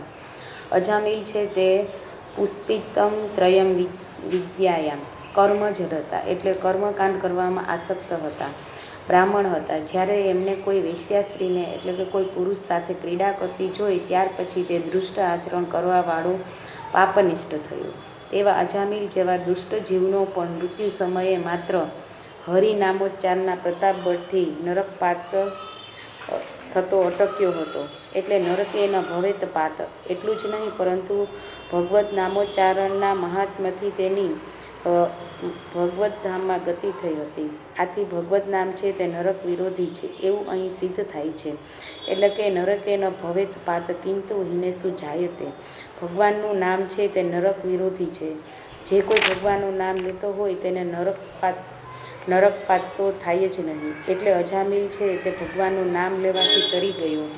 આમ ભગવાનના નામનો મહિમા છે તે ષષ્ઠમ સ્કંદના અજામિલ ઉપાખ્યાન દ્વારા ટીકાકાર સમજાવે છે. આ પ્રકારે માર્ગે જીવે વેદ નિંદા કરે તો અછાસ્ત્ર એવો વેદની નિંદા કર્યાથી તેને મુખ્ય ફળ પ્રાપ્ત થતું નથી. અછાસ્ત્ર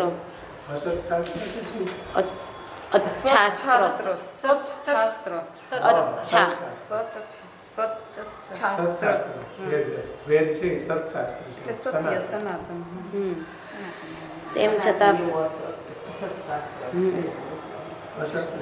સત્શાસ્ત્ર અસત નહીં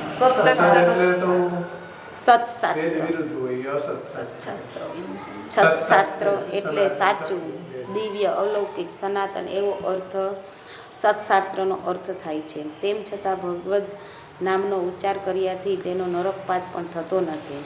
ભાગવતજીનું નામ કઈ રીતના નરક વિરોધી 33થી 34માં શ્લોકથી થાય છે એ સમજાવવા માટે ષષ્ઠમ સ્કંદમાં 3જા અધ્યાયના શ્લોકો દ્વારા ટીકાકાર સમજાવે છે કે નામોચ્ચારણ મહાત્મયમ હરે પશ્યત પુત્રકાહ અજામિલોપી યેનેવ મૃત્યુપાસાદ અમુચ્યત તસ્માત સંકીર્તનમ વિષ્ણો જગન્મંગલ મહંસામ મહતામપી કૌરવ્ય વિદ્યેકાંતિક નિષ્કૃતમ. એવું ભાગવતજીના 6:3-33-34 શ્લોકમાં આ પ્રસંગ ત્યારે બન્યો જ્યારે અજામિલે નારાયણનું નામ લીધું. ત્યારે તેમને યમરાજાના દૂતો અજામિલને લેવા આવ્યા હતા અને ત્યારે ભગવાનના દૂતો પણ તેમને લેવા માટે આવ્યા. ભગવાનના દૂતોએ બળજબરીથી યમરાજાના દૂતોને ભગાડી મૂક્યા. યમરાજાના દૂતોએ એમ કહ્યું કે યમરાજા એક જ આ દુનિયાના સ્વામી છે. તેઓ યમરાજા પાસે જઈને પૂછે છે કે તમારાથી કોઈ મોટું છે? અમારો આજ સુધીમાં કોઈએ પ્રતિકાર કર્યો નથી. પહેલીવાર ભગવાનના જેવા કોઈ દૂતો આવ્યા અને અમને ત્યાંથી હાંકી કાઢ્યા. યમરાજાના દૂતોએ જ્યારે યમરાજાને આવો પ્રશ્ન પૂછ્યો ત્યારે યમરાજા કહે છે કે હે બાળકો, હરિના નામોચ્ચારણનું મહાત્મય તો જુઓ કે જેથી અજામિલ પણ મૃત્યુપાસમાંથી મુક્ત થયો. જે સાધુઓ સમદ્રષ્ટિવાળા થઈને ભગવાનને શરણે ગયા છે, જેમણે ભગવાનની પવિત્ર ગાથાઓનું ગાન કર્યું છે, એટલે ભગવાનની જે પવિત્ર કીર્તિ છે, ભગવાનના નામ, રૂપ, ગુણ, લીલા, ચરિત્રોની જે ગાથાઓ છે, કથાઓ છે, એનું જે ગાન કર્યું છે, તેઓ ભગવાનની ગદાથી રક્ષિત થાય છે. એવા ભગવાનના ભક્તો છે, તેમની પાસે અત્યારે તમારે એટલે કે યમદૂતોએ જવું નહીં. ભગવાનના ભક્તોને કંઈ કહેવાનો આપણો અધિકાર નથી અને એમને દંડ કરવાનો અધિકાર પણ યમદૂતોને નથી. એવું યમરાજા તેમના દૂતોને સમજાવે છે. આમ ભગવાનનું નામ કઈ રીતના નરકનું વિરોધી છે તે સમજાવવા માટે પુરુષોત્તમજીએ ષષ્ઠમ સ્કંદના આ શ્લોકનું કોટેશન કર્યું છે. યમલોકમાં કેવા લોકોને લઈ આવવા તેનો ખુલાસો કરે છે કે જેઓ નરક માર્ગે એટલે કે ગૃહને તૃષ્ણાથી બદ્ધ થઈને એટલે કે ગૃહની જે કામના છે, વાસના છે, તેનાથી બંધાયેલો છે, જે સંસારમાં ડૂબેલો છે, એવા લોકો જે મુકુંદ એવા શ્રી ભગવાનના ચરણ કમલના મકરંદથી નિરંતર વિમુખ છે. એટલે તેઓ ભગવાનના ચરણ કમલનો આશ્રય કરતા નથી, ભગવાનની સેવા કરતા નથી, ભગવાનની સુંદર સુંદર સ્વરૂપ લીલાઓનું એટલે કે ગાથાઓનું તેઓ ગાન કરતા નથી. એવા જે દુષ્ટ લોકો છે તેમને અત્યારે મારી પાસે લઈ આવવા. જે જીવની જીહવા ભગવદ્ ગુણાનુવાદનો તથા ભગવદ્ નામનો ઉચ્ચાર ન કરતી હોય, જેનું ચિત્ત તે ભગવાનના ચરણારવિંદનું સ્મરણ ન કરતું હોય અને જેનું મસ્તક ભગવાન શ્રી કૃષ્ણને એક દિવસ પણ નમતું ન હોય, તેવા ભગવત સેવાથી બહિર્મુખ થયેલા જીવોને તમારે મારી પાસે યમપુરીમાં લઈ આવવા.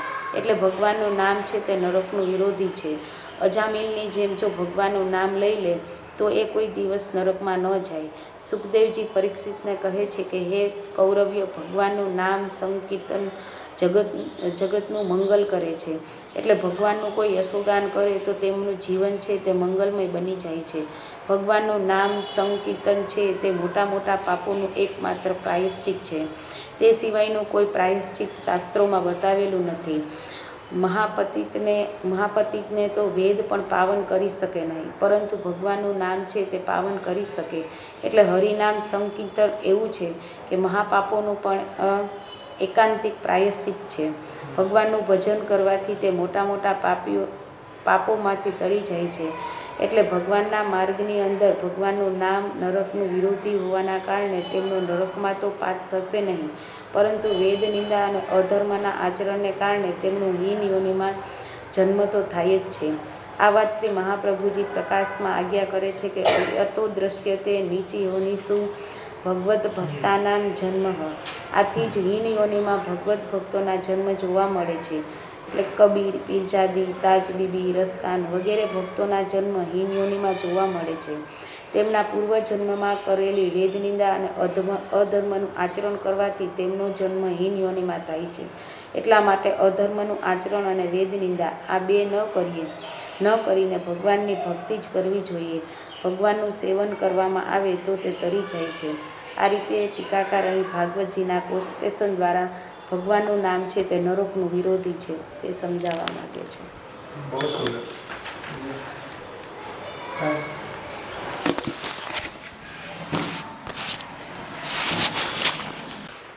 નવમો ક્વેરી છે, વેદ નિંદા અને અધર્માચરણથી હીન યોનિમાં ગયેલા ભક્તની શું ગતિ થાય છે?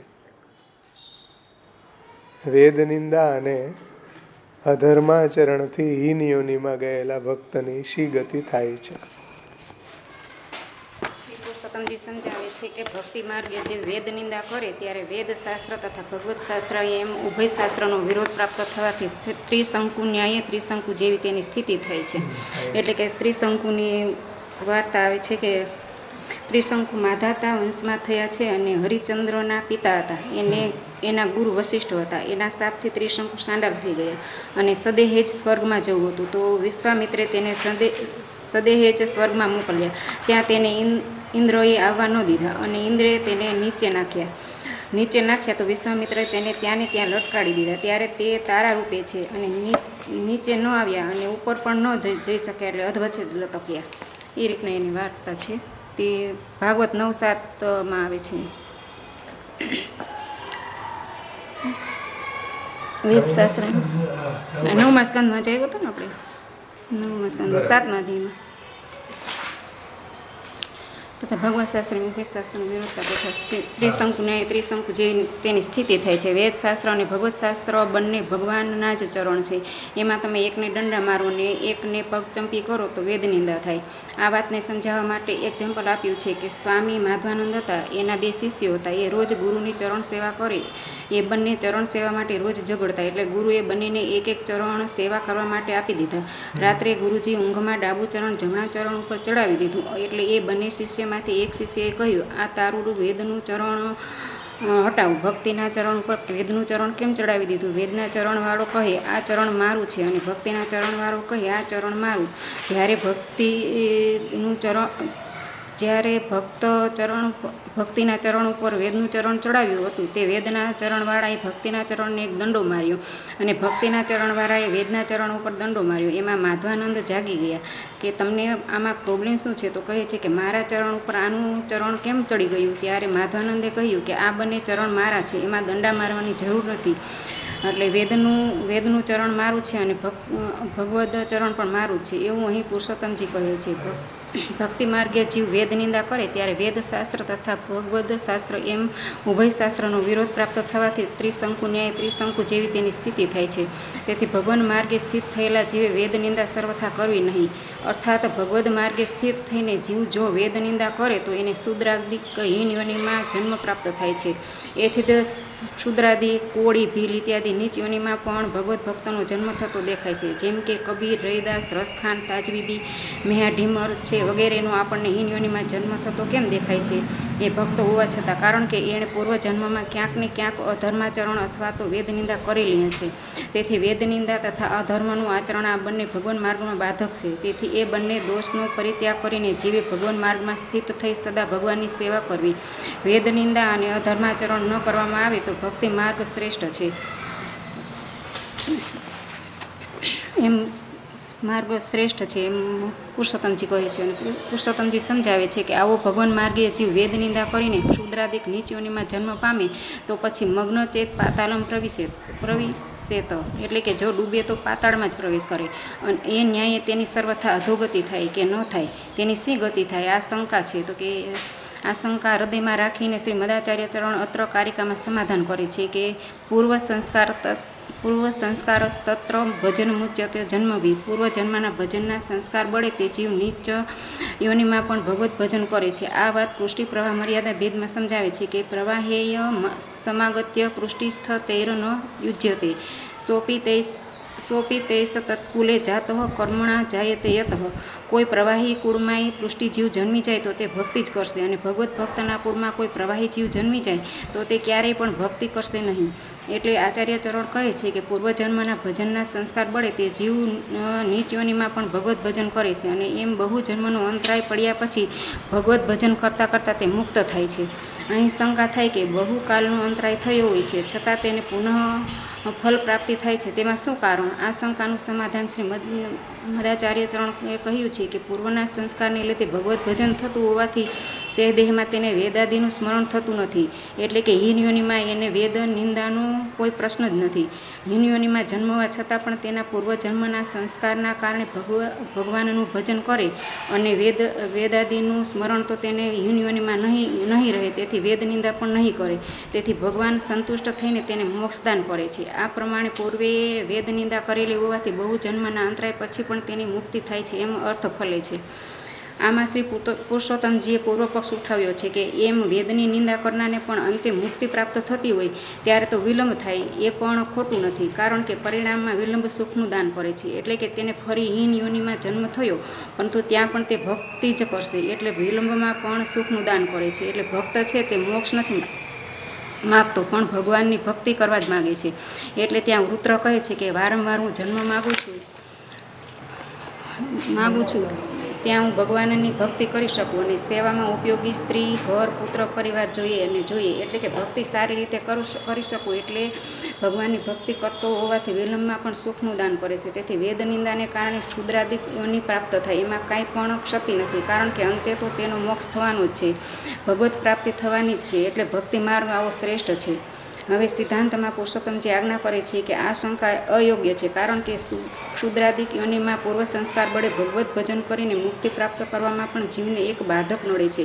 તે એક અત્યંતાભિનિવેશ ચેત સંસારે જો સંસારનો ત્યાં અત્યંત અભિનિવેશ હશે તો હીન યોનિમાં પણ ઉદ્ધાર થશે નહીં. સંસારમાં આસક્ત થવાને કારણે તે ભગવત ભજન કરી શકશે નહીં. મહાપ્રભુજી સિદ્ધાંત મુક્તાવલીમાં આજ્ઞા કરે છે કે સંસારી યસ્તુ ભજતે સ દૂરસ્થો યથા તથા અપેક્ષિત જલાદી નામ અભાવત તત્ર દુઃખા ભાક. જેમ ગંગાજીથી દૂર રહેનારો ભક્ત જલના સ્નાન, પાન, દર્શન વગેરેથી ગંગાજલ વગેરેના અભાવથી દુઃખ ભોગવે છે, તેમ સંસારમાં આસક્ત ભક્ત સેવા સ્મરણ કરવા છતાં તે દુઃખ ભોગવે છે. એક પગ સંસારમાં રાખે અને એક પગ ભક્તિમાં રાખે એટલે બંને બાજુ નાવમાં પગ રાખવાવાળો ભક્ત દુઃખી થાય છે. જો સંસારમાં અત્યંત અભિનિવેશ આસક્તિ હોય તો મુક્તિ પણ પ્રાપ્ત થતી નથી. પૂર્વજન્મના સંસ્કાર દુર્બળ હોય તો જ્ઞાન થતું નથી અને તેથી સંસારમાં આસક્તિ થાય છે. પૂર્વજન્મના સંસ્કાર દુર્બળ હોય તો ભગવાનનું મહાત્મ્ય જ્ઞાન થતું નથી અને તેથી સંસારમાં દ્રઢ આસક્તિ થાય છે. જો ભગવાનનું મહાત્મ્યનું જ્ઞાન થાય તો આપણને ભગવાનનું મહાત્મ્ય સ્ફુરે, સાંસારિક વિષયોનું મહાત્મ્ય ન સ્ફુરે. જો સાંસારિક વિષયોનું મહાત્મ્ય ન સ્ફુરે અને ભગવાનમાં મહાત્મ્ય હૃદયમાં સ્ફુરે તો આપણી જે લોકેશણા અને વિતેષણા છે તે આપણી બાહ્ય વિષય સુખેષણાઓ આ બધી જ એષણાઓથી આપણે ઉપર ઉઠી જઈએ છીએ. એટલે કે ભગવાનનું મહાત્મ્ય હોવું જરૂરી છે, કારણ કે ભગવાનનું મહાત્મ્ય આપણને સમજાવી જાય છે કે દુનિયાના બધા પદાર્થો ભગવાનની કમ્પેરિઝનમાં ક્ષુદ્ર છે. ગાડી હોય, બંગલો હોય કે જે પણ હોય, ભક્તિની સામે આ બધું ક્ષુદ્ર છે. જો આવું પ્રભુનું મહાત્મ્ય હોય તો આપણી ભક્તિ સુદૃઢ થાય. મહાત્મ્ય વિરહિત જે સ્નેહ છે તેને ભક્તિ કહી શકાય નહીં, એને કેવલ પ્રેમ જ કહી શકાય. એટલે પ્રેમ અલગ વસ્તુ છે અને ભક્તિ અલગ વસ્તુ છે. પ્રેમને ભક્તિ કહી શકાય નહીં. ગોસાઈજી મહાપ્રભુજીનું નામ સેવા માર્ગબ્જ માર્કંડેય ન રાખતા ભક્તિ માર્ગબ્જ માર્કંડેય કેમ રાખ્યું? કે ભક્તિની ડિરેક્ટરીમાં તમારી બધી જ ફાઇલ ખુલવી જોઈએ. સેવાની, કથાની, ગુણગાનની, શરણાગતિની, તીર્થાટનની, ભગવત પાઠની એટલે કે કહેવાનું તાત્પર્ય એ છે કે જ્યાં સુધી મહાત્મ્ય જ્ઞાન ન આવે ત્યાં સુધી ભક્તિ બની શકે નહીં. એટલે મહાત્મ્ય જ્ઞાનપૂર્વક સુદૃઢ સર્વતો અધિક સ્નેહો, એટલે કે જે મહાત્મ્ય જ્ઞાન પ્રાપ્ત કરવા માટે આપણે શાસ્ત્રાર્થ, સર્વનિર્ણય, ભાગવતાર્થ, ભાગવત, લાલુ ભટજીના પ્રમેય રત્નાણુઓના જે વિવેકો છે, પ્રપંચ વિવેક, જીવ વિવેક ઇત્યાદિનું અધ્યયન કરવું અતિ આવશ્યક છે. તો આપણને પ્રભુનું મહાત્મ્ય સુદૃઢ થાય. એટલે શ્રી પુરુષોત્તમજી કહે છે કે પૂર્વજન્મના ભક્તિના સંસ્કાર દુર્બળ હોય તો ભગવાનનું મહાત્મ્ય જ્ઞાન થતું નથી અને તેથી સંસારમાં દ્રઢ આસક્તિ થાય છે. આ દ્રઢ સંસાર આસક્તિથી ભગવાનનું દ્રઢ ભજન ન થતું હોવાથી તે જીવ મુક્ત થતો નથી એમ અર્થ સિદ્ધ થાય છે. તેથી વેદ નિંદા કરવા છતાં અંતિમ મુક્તિ તો થવાની જ છે. તેથી વિલંબ પણ અદુષ્ટ છે એવો પૂર્વ પક્ષીનો આક્ષેપ અયોગ્ય છે. આથી શ્રીમદાચાર્ય ચરણે એવો સિદ્ધાંત કહ્યો છે કે ભક્ત જીવે કદાપી વેદ નિંદા કરવી નહીં, કારણ કે વેદ નિંદા કર્યાથી પુનરાવૃત્તિ પુનર્જન્મ થયા કરે છે, પરંતુ પૂર્વજન્મમાં કરેલી વેદ નિંદા કંઈ શુદ્ધ સાધનથી પ્રાપ્ત થતી નથી, મુક્તિનું નિવારણ કરતી નથી. આથી વેદ નિંદા ન કરવામાં આવે તો ભક્તિ માર્ગ ઉત્તમ છે, શ્રેષ્ઠ છે. આ રીતે સમજાવ્યું છે.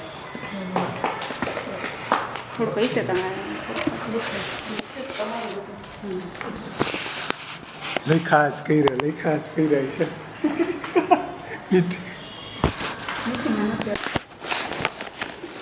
આવરણ ભંગમાં શ્રી પુરુષોત્તમજીએ અપિચેત સ દુરાચારો ભજતે મામ અનન્ય ભાગ સાધુરેવ સમંતવ્યમ સમ્યક વ્યવસિતો હિ સ.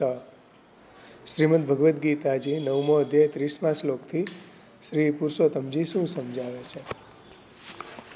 ટીકાકાર શ્રી પુરુષોત્તમજી ગીતાજીના 9મા અધ્યાયના 30મા શ્લોક દ્વારા સમજાવે છે કે અપિચેત્સ દુરાચારો ભજતે મામ અનન્ય ભાક સાધુરેવ સમંતવ્ય સમ્યગ વ્યવસ્થિતો હિસઃ ક્ષિપ્ર ભવંતિ ધર્માત્મા શાશ્વત શાંતિ નિગચ્છતિ કૌંતેય પ્રતિજાનહિ નમે ભક્ત પ્રણશ્યતિ. વેદ નિંદા કરતાં અધર્મ આચરણ છે તે દુર્લભ છે તે સમજાવવા માટે શ્રીમદ ભાગવદ્ ગીતાજીના શ્લોકનું કોટેશન શ્રી પુરુષોત્તમજીએ બતાવ્યું છે. દુર્બલ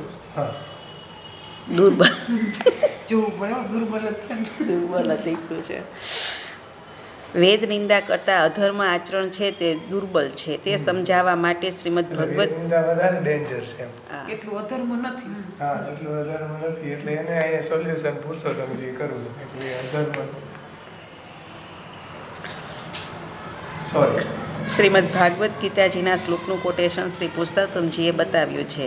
અધર્મ આચરણ વિશે આવરણ ભંગમાં શ્રી પુરુષોત્તમજીનું વિવેચન આ રીતે છે કે વિશિષ્ટ લિંગોક્ત સાંડિલ્ય ઉપાખ્યાન ધ્યાનમાં રાખીને શ્રીમદ આચાર્ય ચરણે મૂળ કારિકામાં અધર્મકરણથી પુનરાવર્તન થાય છે એમ કહ્યું છે. તથાપિ અધર્મ આચરણ છે તે વેદ નિંદા કરતાં પણ અતિ દુર્બલ છે. એટલે વેદ નિંદા છે તે વધારે ખતરનાક છે. અતિશય દુરાચારી જીવ પણ જો અનન્યતાથી ભગવાનનું ભજન કરે તો એ જીવ છે તે સારા ઉદ્દેશવાળો છે, ભગવાનનું ભજન કરવાવાળો છે.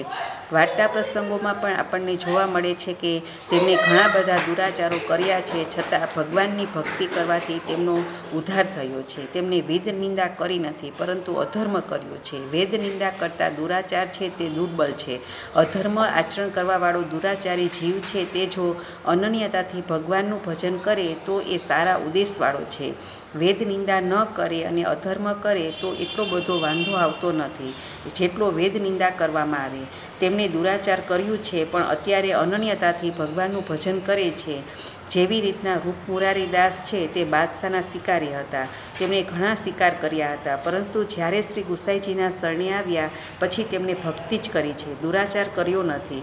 મેહા ઢીમર મચ્છીમાર હતા. તેમણે કેટલા બધા માછલાઓનો શિકાર કર્યો છે, પરંતુ જ્યારે તે શરણે આવ્યા, બ્રહ્મ સંબંધ લીધું, સેવા કરવા લાગી ગયા, પછી તેમણે દુરાચાર છોડી દીધો, તે ખેતી કરવા લાગી ગયા. એટલે દુરાચાર કરવાવાળાને ભક્તિ કરવાની છૂટ છે, પણ ભક્તિ કરવાવાળાને દુરાચાર કરવાની છૂટ નથી.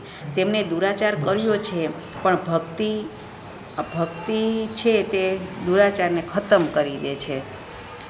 કારણ કે દુરાચાર એટલો બધો ડેન્જર નથી જેટલો ડેન્જર વેદ નિંદા છે.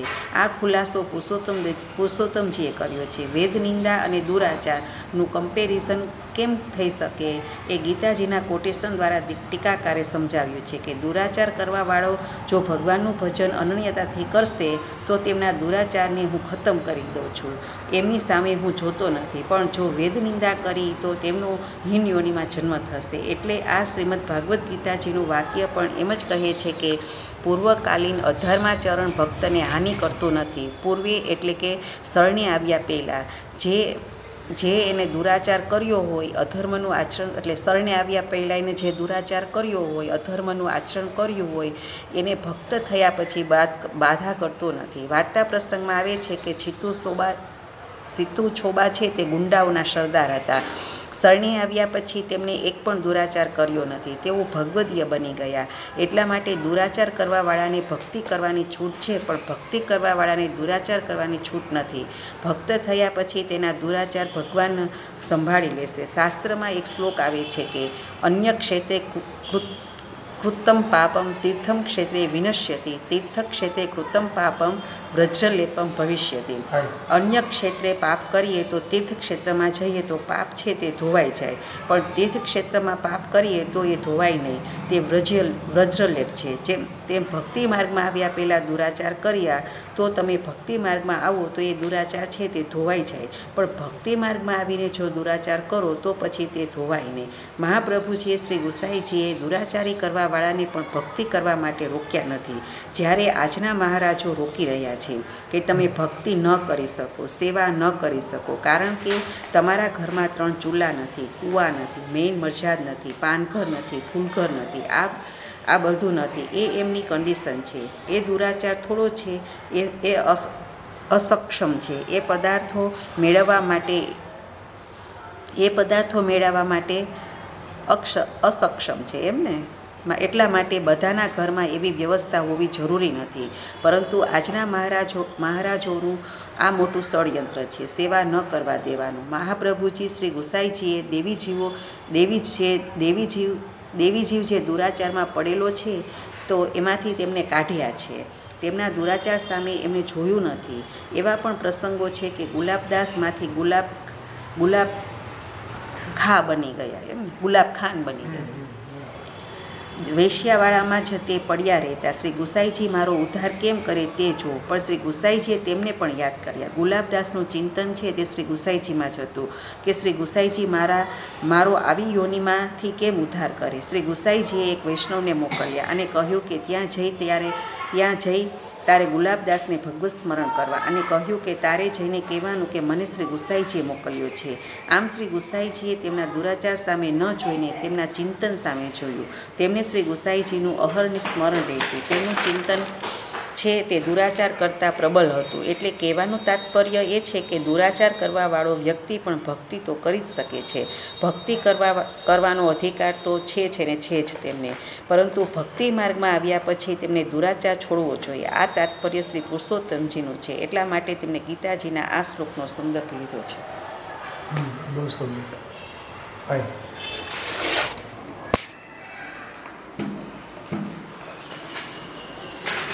ત્યાર પછી નાના છે, લઈ લે બે. સ્વપાદ મૂલમ ભજત, ભાગવતજીનો શ્લોક છે. ધુનોતિ સર્વહૃદય સન્નિવિષ્ટ. શ્રીમદ ભાગવતજી એકાદશ સ્કંદ 5મો અધ્યાય 42મો શ્લોક. આ શ્લોકથી આ કોટેશનથી શ્રી ટીકાકાર એટલે શ્રી પુરુષોત્તમજી શું સમજાવવા માગે છે? ટીકાકાર ભાગવતજીના શ્લોકથી એ સમજાવે છે કે પૂર્વે કરેલું અધર્મ આચરણ છે, એટલે શરણે આવ્યા પહેલાં જે અધર્મ આચરણ કરેલું છે તે ભક્તિને હાનિ કરતું નથી. એ વાત સમજાવવા માગે છે કે સ્વપાદ મૂલમ ભજત પ્રિયસ્વ ત્યક્ત્વા અન્ય ભાવસ્થ હરિ પરેશ વિકર્મ યશ્ચ તત્પતિતમ કથંચિત ધૃનોતિ સર્વહૃદય સન્નિવિષ્ટ. ભાગવત 11:5-52. એટલે અનન્ય ભાવનો ત્યાગ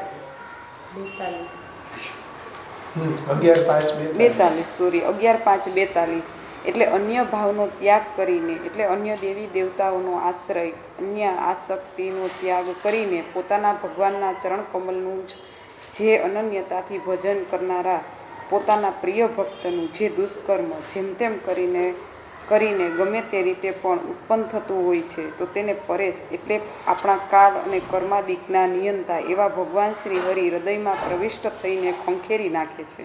એટલે તેમના દુષ્કર્મો ખંખેરી નાખે છે. એટલે ભાગવતજીના આ શ્લોક દ્વારા એ સમજાવવા માગે છે કે અનન્ય ભજન કરવાવાળો ભગવત ભક્ત છે તે ક્યારેય પાપ કર્મ કરતો નથી, એટલે તેનાથી ક્યારેય પાપ કર્મ થતું નથી. તથાપિ જો તેનાથી ભક્તિ માર્ગમાં આવીને કોઈ પ્રકારે પાપ કર્મ થઈ જાય તો તેવા યાદૃચ્છિક એટલે અણધારેલું આકસ્મિક રીતે તે પાપનું નિવારણ ભગવાન પોતે કરી દે છે. એટલે કાંઈ એવી પરિસ્થિતિ ઊભી થાય કે એમને એવું આચરણ કર્યું હોય ત્યારે ભગવાન એ પાપાચરણને ધ્યાનમાં ન લેતા તે દૂર કરી દે છે. કારણ કે ભગવાન છે તે પરેશ છે, તે કાલ કર્માદિને પણ નિયંત્રણ કરવાવાળા છે અને તેથી નિજ ભક્તને દુષ્કર્મનો બાદ થતો અટકાવી દે છે. નીચ ભક્તોના જે દુષ્કર્મ છે તેને તે બાળી નાખે છે. પરંતુ જો વેદ નિંદા કરી હોય તો ભગવાન એમને હીન યોનિમાં જન્મ આપે છે. એટલે વેદ નિંદા છે તે પ્રબળ છે, જ્યારે દુષ્કર્મ એટલું પ્રબળ નથી. આથી જે બુદ્ધિપૂર્વક અધર્માચરણ કરે, એટલે તે જાણતો હોવા છતાં સામે ચાલીને અધર્મ આચરણ કરે, ત્યારે તેવા અધર્મ આચરણ માટે તેને પશ્ચાતાપ થવો જોઈએ કે આ મારાથી ખોટું થયું છે, પરંતુ અધર્માચરણ કરી નાખ્યું અને પશ્ચાતાપ પણ થતો નથી, તો એ અધર્મ આચરણ તેને ફરી બાધારૂપ થાય છે અને તેને હીન યોનિમાં પુનર્જન્મ થાય છે. જે મુરારીદાસ હતા તે બાદશાહના શિકારી હતા. શિકારી હોવાના કારણે તેમને ઘણા બધા પશુઓની હિંસા કરી હતી. તેમના વસ્ત્રો લોહીથી ખરડાયેલા હતા, હાથમાં પશુઓ લટકતા હતા. જ્યારે તે યમુનાજીના તટ ઉપર આવ્યા અને ગુસાઈજીનું દર્શન થયું ત્યારે તેમના વસ્ત્રો પણ લોહીથી ખરડાયેલા હતા. એ ગુસાઈજીના દર્શન થતાં તે દેવીજી હોવાના કારણે તરત જ તે ગુસાઈજીના શરણે આવવા માટે વિનંતી કરે છે. ત્યારે ગુસાઈજીએ તેમને શરણે લીધા અને કહ્યું કે તમે યમુનાજીમાં સ્નાન કરી આવો. શ્રી યમુનાજીમાં સ્નાન કરતાં જ મુરારીદાસના વસ્ત્રો જે લોહીવાળા હતા તે શુદ્ધ થઈ ગયા. જેમ જેમ સ્નાન કરતા ગયા તેમ તેમ તેમનું અંતઃકરણ છે તે શુદ્ધ થતું ગયું. તે ભગવત ભક્ત થયા અને સેવાપરાયણ થયા. તે સેવા કરતા હોવા છતાં તેમને મનમાં થતું હતું કે મેં કેટલા બધા પશુઓની હત્યા કરી છે, તેનું શું? આવું એને પ્રાયશ્ચિત થતું હતું. એટલે ટીકાકાર અહીં પશ્ચાતાપ જે શબ્દ મૂક્યો છે એવો પશ્ચાતાપ તેને સતત થતો રહ્યો કે મારાથી આવું અધર્માચરણ થઈ ગયું છે. શરણે આવ્યા પહેલાં ઘણા પશુઓની મેં હિંસા કરી, તેના પાપનું શું? આવો પશ્ચાતાપ તેમને કન્ટિન્યુ થતો હતો. ત્યારે એક દિવસ મુરારીદાસને બધા પશુ પક્ષીઓ સપનામાં આવ્યા અને કહ્યું કે તું આટલો બધો પશ્ચાતાપ ન કર, તું ભગવાનના શરણે આવ્યો, તેથી ભગવાનના પ્રતાપ બલે અમારો પણ ઉદ્ધાર થઈ ગયો. આ સાંભળીને પછી તેનો પશ્ચાતાપ દૂર થયો. મુરારીદાસ શરણે આવ્યા પહેલાં આ પાપાચરણ તેનાથી થઈ ગયું હતું. તેમને આવું જ્ઞાન ન હતું, એટલે અજ્ઞાન વસાત આ બધું થયું હતું, છતાં તેમને પશ્ચાતાપ થયો છે. એવી જ રીતે આપણે પણ શરણે આવ્યા પહેલાં આપણા ઘણા અધર્માચરણ કર્યા હશે, પરંતુ શરણે આવ્યા પછી તેનો પશ્ચાતાપ થવો જોઈએ. ટીકાકાર વેદ નિંદા અને અધર્મ આચરણનો સુંદર ખુલાસો કર્યો છે કે બુદ્ધિપૂર્વક જે અધર્મ આચરણ કરવામાં આવે છે, એટલે ઈચ્છા, જ્ઞાન અને પ્રયત્નથી કોઈ અધર્મ આચરણ કરે અને પછી તેનો પશ્ચાતાપ પણ ન થાય તો એ અધર્માચરણથી વેદ નિંદાની જેમ જ હીન યોનિમાં જન્મ થઈ શકે છે. ઘણા બધા અધર્મચરણ જે આપણે ઈચ્છા, જ્ઞાન અને પ્રયત્નથી ન કરતા હોય તો એ બાધારૂપ નથી. જે અધર્માચરણ ઈચ્છા, જ્ઞાન અને પ્રયત્નથી કરીએ તો એ અકર્મ બાધારૂપ થાય, એ કર્મ બાધારૂપ થાય છે અને વેદ નિંદાની જેમ જ હીન યોનિમાં જન્મ થઈ શકે છે. ક્રિયા કર્મ ક્યારે બને? જ્યારે ક્રિયાને ઈચ્છા, જ્ઞાન અને પ્રયત્નથી કરીએ ત્યારે એ ક્રિયાને કર્મનો દરજ્જો પ્રાપ્ત થાય છે અને જ્યારે એ જ કર્મ શાસ્ત્રને વચ્ચે રાખીને કરીએ ત્યારે તેને ધર્મનો દરજ્જો પ્રાપ્ત થાય છે, પુરુષાર્થનો દરજ્જો પ્રાપ્ત થાય છે. જ્યારે આ જ પુરુષાર્થને આપણે ભક્તિના ક્રાઇટેરિયામાં કરીએ તો ભક્તિનો દરજ્જો પ્રાપ્ત થાય છે.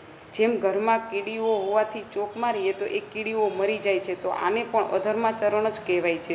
પણ અહીંયા આપણી ઈચ્છા મારવાની નથી, પણ કીડીઓ સામગ્રીમાં ચડી ન જાય તે માટે આપણે કરીએ છીએ. એટલે પ્રયત્ન પણ કરી રહ્યા છીએ અને જ્ઞાન પણ છે, પરંતુ તેને મારવાની ઈચ્છા નથી. પરંતુ કીડીઓ સામગ્રીમાં ચડી ન જવાના કારણે ચોક લગાવીએ છીએ. તો આ અધર્માચરણ આપણને બાધારૂપ થતું નથી, કારણ કે કૃષ્ણ ભજન કરવા માટે કોઈ બી તત્વો બાધારૂપ છે. તેને દૂર કરવામાં કોઈ દોષ નથી, પરંતુ જે કર્મ ઈચ્છા, જ્ઞાન અને પ્રયત્નથી કરીએ તો એ બાધારૂપ થાય છે. આ રીતે કર્મ, ક્રિયા, ધર્મ અને ભક્તિમાં વિવેક બુદ્ધિ રાખવી.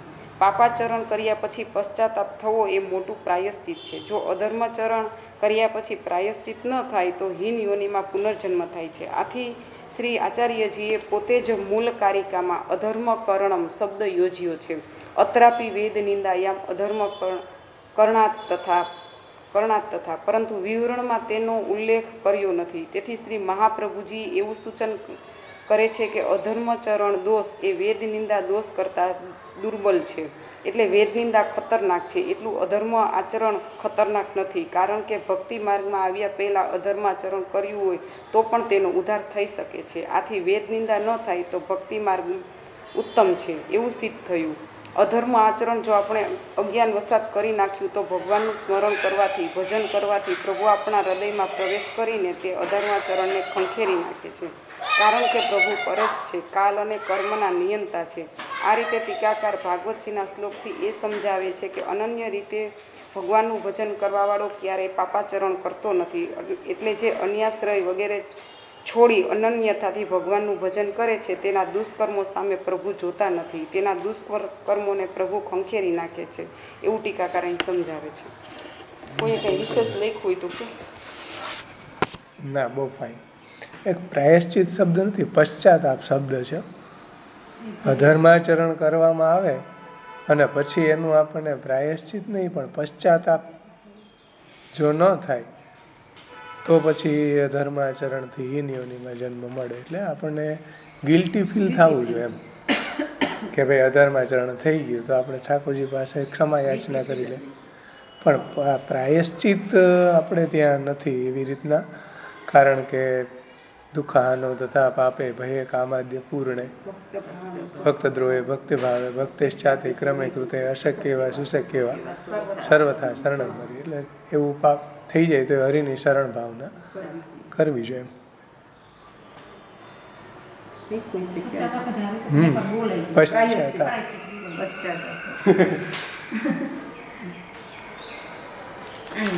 કેવડા? હા હા હા હા.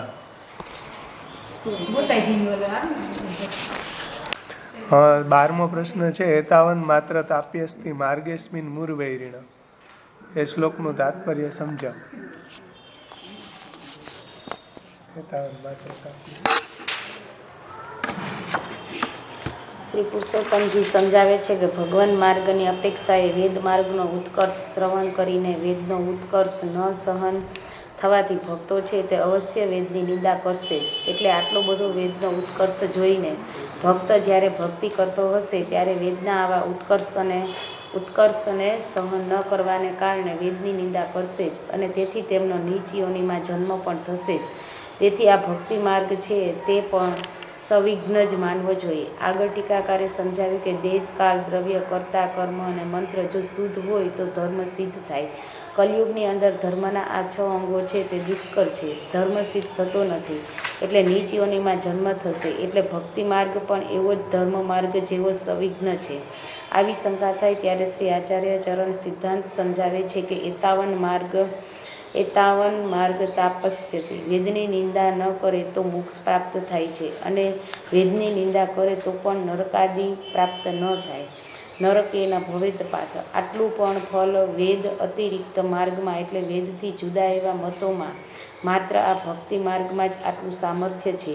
બીજા કોઈ માર્ગ જેવા કે સાંખ્ય, યોગ, ઉપાસના, મર્યાદા માર્ગે વગેરે માર્ગોમાં વેદ નિંદા કરી એટલે સીધા જ મગ્નશ્ચેત પાતાલમ પ્રવિશે તે પડ્યો એટલે સીધો પાતાળમાં જ પ્રવેશ કરે છે. પરંતુ ભક્તિ માર્ગમાં એટલો ફાયદો છે કે તેમને નરકમાં પાત થતો નથી, પરંતુ હીન યોનિમાં જન્મ મળે છે. અન્ય સર્વ માર્ગમાં વેદ નિંદાથી તથા ધર્મ વિરુદ્ધ આચરણથી નરકાદિ પ્રાપ્ત થાય અને વેદ નિંદા ન કરે તો પણ કલયુગ તેમને એટલે ભક્તિ માર્ગ સિવાયના બીજા માર્ગમાં કલયુગ અનુકૂળ ન હોવાથી તેમને મોક્ષ પ્રાપ્ત થાય નહીં. બીજા માર્ગમાં તેમને અધર્મ પણ ન કર્યું અને વેદ નિંદા પણ ન કરી તો એમની શી ગતિ થાય? તો કહે છે કે અત્યારે કલયુગ તેને અનુકૂળ નથી, એટલે તે વેદ નિંદા ન કરે અને અધર્મ ન કરે તો પણ તેનો ઉદ્ધાર થાય નહીં. એટલે આ માર્ગનું આટલું તો સામર્થ્ય છે જે બીજા માર્ગમાં નથી, એવું શ્રી પુરુષોત્તમજી સમજાવે છે. અન્ય વેદ વિરોધી એટલે નિરીશ્વર મતો છે, નિરીશ્વર યોગ માર્ગ છે, એવા અન્ય સાંખ્યાદી માર્ગો તો વિમાર્ગોથી એટલે કે અધર્મથી પરિપોષિત થયેલા હોઈને નરક ફલ જ પ્રાપ્ત કરાવે છે. જૈન છે, બૌદ્ધ છે, આ માર્ગો છે તે વેદ વિરોધી માર્ગો છે, તે બધા નરકગામી છે, કારણ કે વેદ વિરુદ્ધ માર્ગ છે. ભગવાન ગીતાજીમાં આજ્ઞા કરે છે કે આવું જે તપ છે તે મને દુઃખ આપવા બરાબર છે. એના અંતરાત્મામાં રહેલો હું જ દુઃખી થાઉં છું. એટલે આવું શાસ્ત્ર વિરુદ્ધ જે તપ છે તે વેલિડ નથી. જેવી રીતે એકાદશી રહેવી તે ઉપવાસો છે તે શાસ્ત્ર વેલિડ છે. માયાવાદ છે, બોધ છે, જે શાસ્ત્ર વિરોધી માર્ગો છે અને એને તો નરક યાતના જ છે. તેસામ કર્મ વસાનામ ભવ એવ ફલિષ્યતિ. તેના કર્મ પ્રમાણે તે સંસારમાં જ રહે છે અને નરકમાં જ જશે. જેમ લોકો એમ માને છે કે કૃષ્ણે કુરુક્ષેત્રમાં યુદ્ધ કરાવીને હિંસા કરી એટલે 500 વર્ષ સુધી તે નરકમાં જ છે.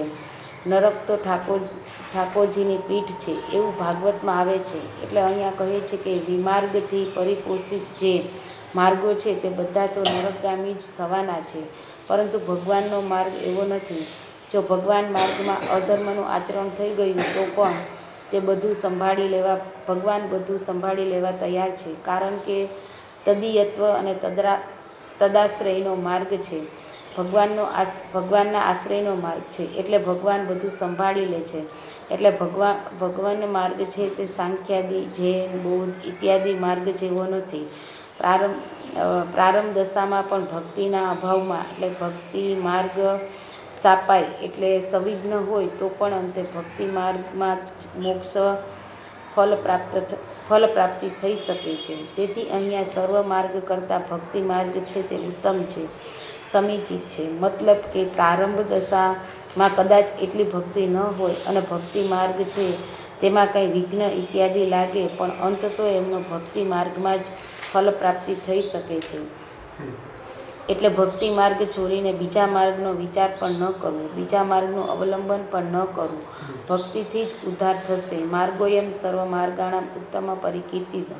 બધા માર્ગોમાં ભક્તિ માર્ગ જ ઉત્તમ કહેવાય છે, એવું મંતવ્યની ટીકાકારનું છે. અને બીજા માર્ગમાં થોડીક વેદ નિંદા વગેરે થઈ જાય તો સીધા તમને નરક મળે. ભક્તિ માર્ગની અંદર એવી મહાપ્રભુજીએ અને ભાગવત માર્ગની એવી ખાસિયત છે, વિલક્ષણતા છે, વિશેષતા છે કે બધું પરતઃ મોક્ષ છે ને એટલે ભગવાન બધું સંભાળી લે. સ્વતઃ મોક્ષમાં એ ફેસિલિટી નથી. એમ છેલ્લો લઈ લે એટલે આ શ્લોક અહીંયા સંપન્ન થઈ જાય. 217 શ્લોક સુધી આપણા સમાપન થઈ જાય.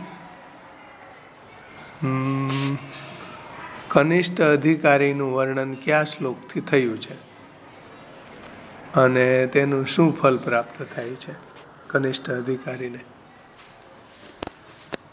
અહીં કનિષ્ઠ અધિકારીને શ્લોક 212થી લઈને 217 સુધીની કારિકાથી ભગવત માર્ગમાં જે કનિષ્ઠ અધિકારી છે એ કનિષ્ઠ અધિકારીના ઉત્કર્ષને મહાપ્રભુજીએ સમજાવ્યું છે કે વર્ણાશ્રમ ધર્મ ત્યારે ખતમ થઈ ગયો છે અને વર્ણાશ્રમમાં આદિ ધર્મથી મુક્તિ સંભવ જ નથી, તો તે ભાગવત માર્ગથી તરી જ શકે છે. ભાગવત માર્ગમાં પણ જો એ વેદ નિંદા કરશે તો એનો ઉદ્ધાર નહીં થાય, પણ તેનો હીન યોનિમાં જન્મ થશે. હીન યોનિમાં પણ સંસારમાં અતિ આવેશ નહીં હોય તો તેમના પૂર્વજન્મના ભક્તિના સંસ્કારના કારણે ત્યાં તે તરી જશે. આટલું બરાબર. આટલું સામર્થ્ય તો માર્ગનું છે. પછી એને શું ફલ થશે?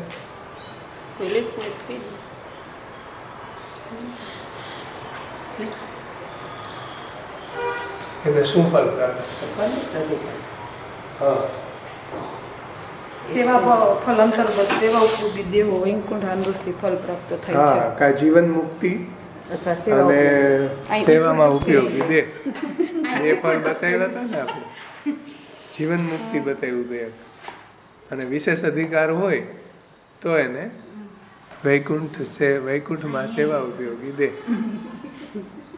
આ બે એને આપણે જોયા હતા ને, કનિષ્ઠ અધિકારી. સરસ. કરી જાય છે એટલે એને કનિષ્ઠ અધિકારીના સેવા ફલ અંતર્ગત સેવા ઉપયોગી દે વૈકુંઠ આદેશનું ફલ પ્રાપ્ત થાય છે એવું તાત્પર્ય છે. હા, અને બાકી સંકાદિકની જેમ જીવન મુક્તિ થાય. 5મા પેજ ઉપર સમજાયું હતું ને.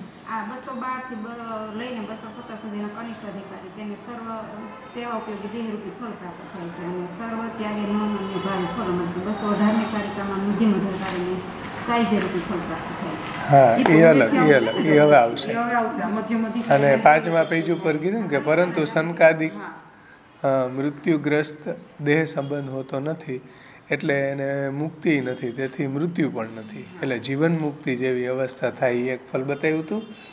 પછી એનાથીની વિશેષ અધિકાર હોય તો એને સેવા ઉપયોગી દે. આવું કનિષ્ઠ અધિકારીને ફલ મળે છે. બહુ સરસ બધાએ તૈયારી કરી. ખૂબ ખૂબ અભિનંદન. આટલું તો મને નથી આવડતું પ્રશ્નના જવાબ આપતા. તો બહુ સારી રીતે મહાપ્રભુજીની વાણીમાં રમણ થાય એ જ આપણા માટે અત્યારે ફલ છે. કારણ કે શ્રી મહાપ્રભુજીની વાણી છે એ સમજાવી દુર્લભ છે, દુર્બોધ છે. શ્રી મહાપ્રભુજીની કૃપાથી જ આ શક્ય થઈ શકે, બાકી શક્ય ન થઈ શકે. સંપ્રદાયની અંદર તમે જુઓ તો વિસ્તાર બહુ થયો પણ ઊંડાણ જરાય નથી. એટલે પછી કોઈ આવે એટલે દોડી જાય. નાના તળાવ હોય, છીછરા તળાવ હોય તો શું થાય, કોઈ ભેંસ એની અંદર ઉતરે તો દોડાઈ જાય બધું. એટલે આ બધા શૃંગાર કોઈને કરવાનું કહો તો કરી દે, સામગ્રી કરી દે, બધું કરી દે. પણ એમ કહો કે મહાપ્રભુજીના ગ્રંથો કરો તો એને ઝાટકા લાગે, ખબર નહીં શું પ્રોબ્લેમ થતી હશે. એટલે આવો સમાજ બહોળો છે, આવો એનો વિસ્તાર વધ્યો છે. પણ મહાપ્રભુજીની વાણી જે આપણું પાયો છે, ફંડામેન્ટલ છે, જે આપણું બેઝ છે, જેની ઉપર માર્ગ ઊભો છે, એમાં બધી બહુ કચાશ છે. એમાં કોઈ આગળ હજી વધ્યા હોય એવું લાગતું નથી. એટલે એનો પડવાના પૂરેપૂરા ચાન્સીસ છે. સેવામાં બધા બહુ આગળ નીકળી ગયા, પ્રવૃત્ત થઈ ગયા, પણ એનો જે પાયો છે, જે મહાપ્રભુજીએ આપણને જે સાધના પ્રણાલી સમજાવી છે, કર્તવ્ય અકર્તવ્યનું જ્ઞાન સમજાવ્યું છે, અને ભક્તિ માર્ગ ઉપર ચાલવા માટે શ્રી મહાપ્રભુજીની વાણી એકમાત્ર આપણા માટે દીવાદાંડી છે. એનું જ્ઞાન નથી. એટલે તમે ગમે એટલી સેવા પણ કરતા હોય, પણ જો મહાપ્રભુજીના આ સિદ્ધાંત પ્રમાણે સેવા ન હોય તો એવી સેવા એ પાછી એકડા વગરના મીંડા જેવી છે. એની કોઈ વેલ્યુ પુષ્ટિ સંપ્રદાયમાં નથી. એટલે આ બધા પાસાઓનો વિચાર કરવો જોઈએ. જ્યાં સુધી મહાપ્રભુજીની આજ્ઞાને ન સમજીએ, મહાપ્રભુજીના ગ્રંથોને ન સમજીએ, ત્યાં સુધી આપણને પુષ્ટિ પ્રભુ સુધી પહોંચી શકવું એ સમર્થ, એ પુષ્ટિ પ્રભુ સુધી પહોંચવું એ શક્ય નથી. તો આશ્રયનું પદ બોલીને આપણે અહીંયા સમાપન કરીએ. આવતા વખતે સર્વ ત્યાગે અનન્ય ભાવે જે કારિકા છે ત્યાંથી આપણા બધા ક્વેશ્ચન શરૂ થશે. 218મી કારિકા છે, સર્વ ત્યાગે અનન્ય ભાવે કૃષ્ણ માત્રૈક માનસે. 218મી કારિકાથી